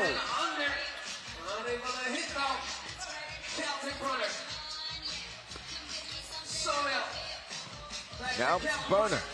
Lausanne barely set his feet and misses the shot. Tied up, Butler. He wanted a foul. I think this is going to end up being Vienna possession because Butler's the first one to grab onto the ball in a tied ball situation. It's the defense that gets rewarded. Yeah, and if Butler has possession, then Vienna's the defense. That's what official Regita is explaining to Butler right now. It's like that's not the way it works here, son. In 3x3, that ball now belongs to Vienna. 3 minutes to play. Vienna, do they want to stay alive? I think he answered the cue. Diggs brings it down to a 1-point game. Hoffman, the runner, hook, no. So now, drop step, and the score. Paris, who finished with 36 points in this group. There is Austin Butler feeling the fire and the fury. 7th foul in Vienna as well. 2 free throws coming up for this young man who has been balling out today. Princeton got that special sauce right now. It's just an energy that's emanating from this team. Send him to Macau. For real. I'm coming with you. Butler, though, probably needs to settle himself at the free throw line. Like I was saying, 36 points for Paris. And let's see who's creeping. Vienna are now up to 31 points in total. Princeton at 34.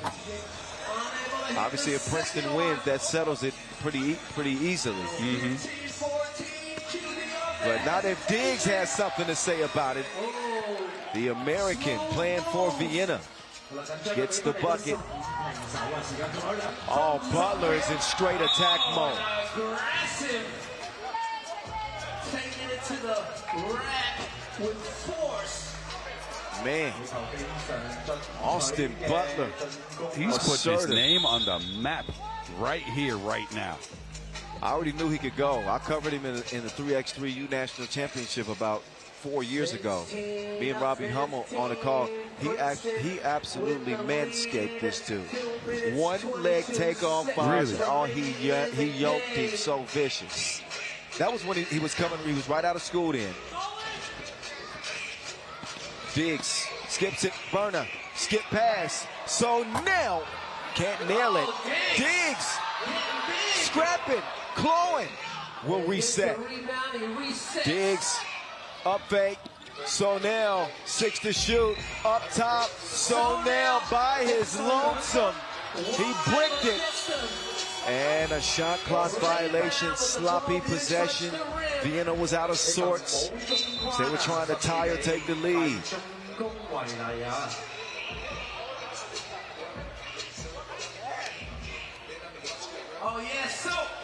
Those 2 looks that Sonell just got might be the most important looks they're going to get all game. Look, we've seen him knock that down for the last few weeks now. But wide misses for Sonell at a big stage here with a chance to get ahead of Princeton in a must-win situation for Vienna. Yeah, he's kind of reverted to some of the issues we saw at the beginning of the season when he wasn't shooting the ball well. He wasn't getting a lot of opportunities then. They trust him with that shot now. Well, he's kind of taking that next step, but he's taking a little bit of a step back here in Hong Kong. For whatever reason. It's a big stage. Doesn't get bigger than this in professional 3x3 hoops. Here we go. 1:50 to go in our last pool play game. Quarterfinal set after this one. Caruso. Huffman. Ooh, just a little long for Huffman. Caruso, he's rebounding everything. The man is feasting on the glass. Foul on the floor. Kaltenbrunner's arguing that he was shooting. He was trying to shoot. Yeah, he got wrapped up. But look, virtually Princeton right now tied with Paris. Both have 36 points. Paris right now still ahead because of their individual ranking. But one more score for Princeton and they're through tomorrow. They got 1:28 to get that sorted out. Vienna, meantime, are worried about tying this game. Not that time from Diggs. Oh, Caruso, that would have done it. We got 70 seconds left. The quick crossover, will he get continuation? That counts. Diggs. Up to the line. That is the 5th foul of Princeton, so he won't shoot 2 free throws, but Caruso reaching in at an inopportune time that puts Diggs on the line and a chance to tie it. I understand wanting to use fouls as a resource, but you got to do it the right way. Oh, man. Diggs has not converted the free throw line. Huffman. Oh, missed it badly. Butler. He will also misfire. Diggs now with Huffman. It's a tough perimeter defender that he's got to get rid of, and he does it easily. Goodbye. Peace out. Oh, well, here we go. Young Austin Butler on the line, and he has tomorrow in his hands.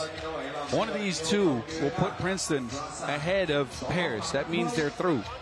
Well, Vienna at 34, they got it. Well, they need a win, obviously. Yeah, and they need some more points. 2 more for a tie, 3 more for them to move on in case of a win. So, yeah, Vienna needs 20 points and a win. Right now, they are down. They need 20 points and a win if they hope to kick Paris out. Austin Butler gives Princeton what they need. We'll see them in the quarterfinals. Brunner, that looks like it's online. Everything in what it seems.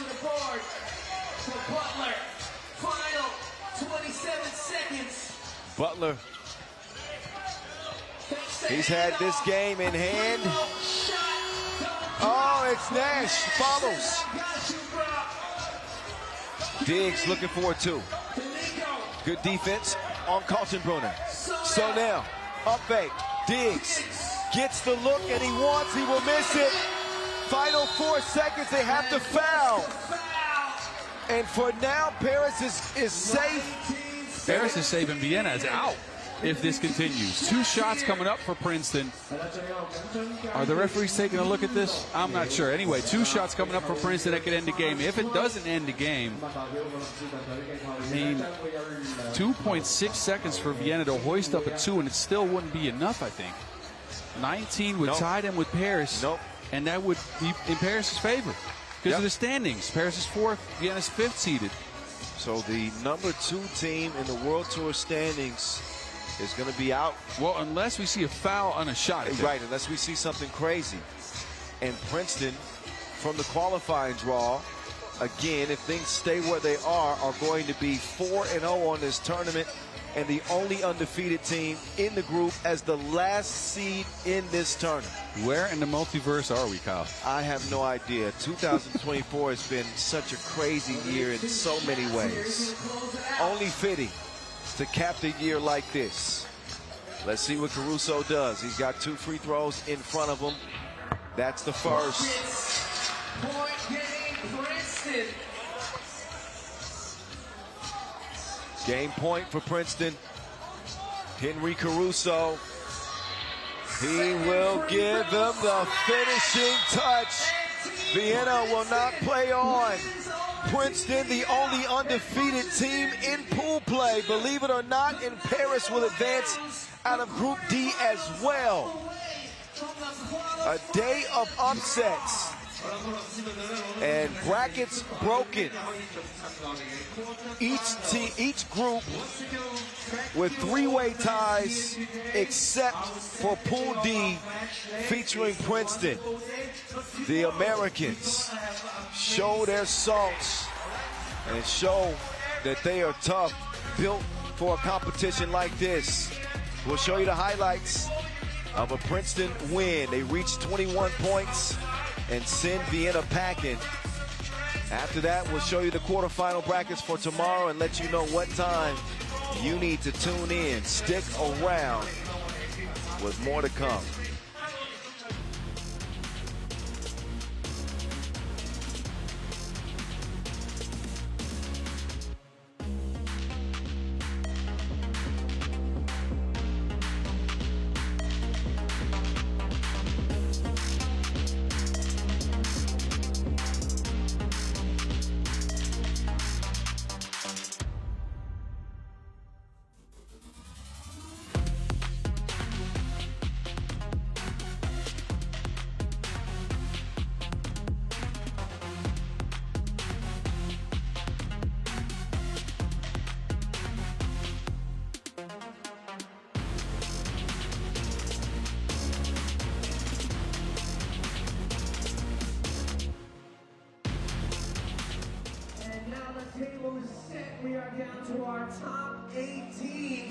So here are the results from the day of this 2024 Hong Kong World Tour Final.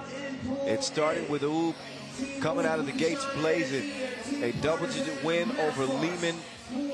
We certainly didn't see what was going to come next for Ulaanbaatar in losing their next contest to Partizan.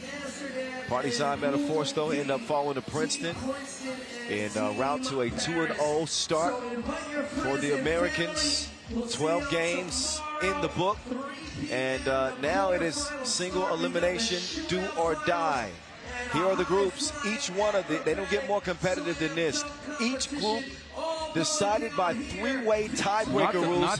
Not D. Except for D. There you go. You gotta let me finish the sentence there, Bob. Be patient. I want to be sharp. All right. Yes, you're telling me. Quarterfinals. Here are the matchups for tomorrow. Partizan in E and Amsterdam.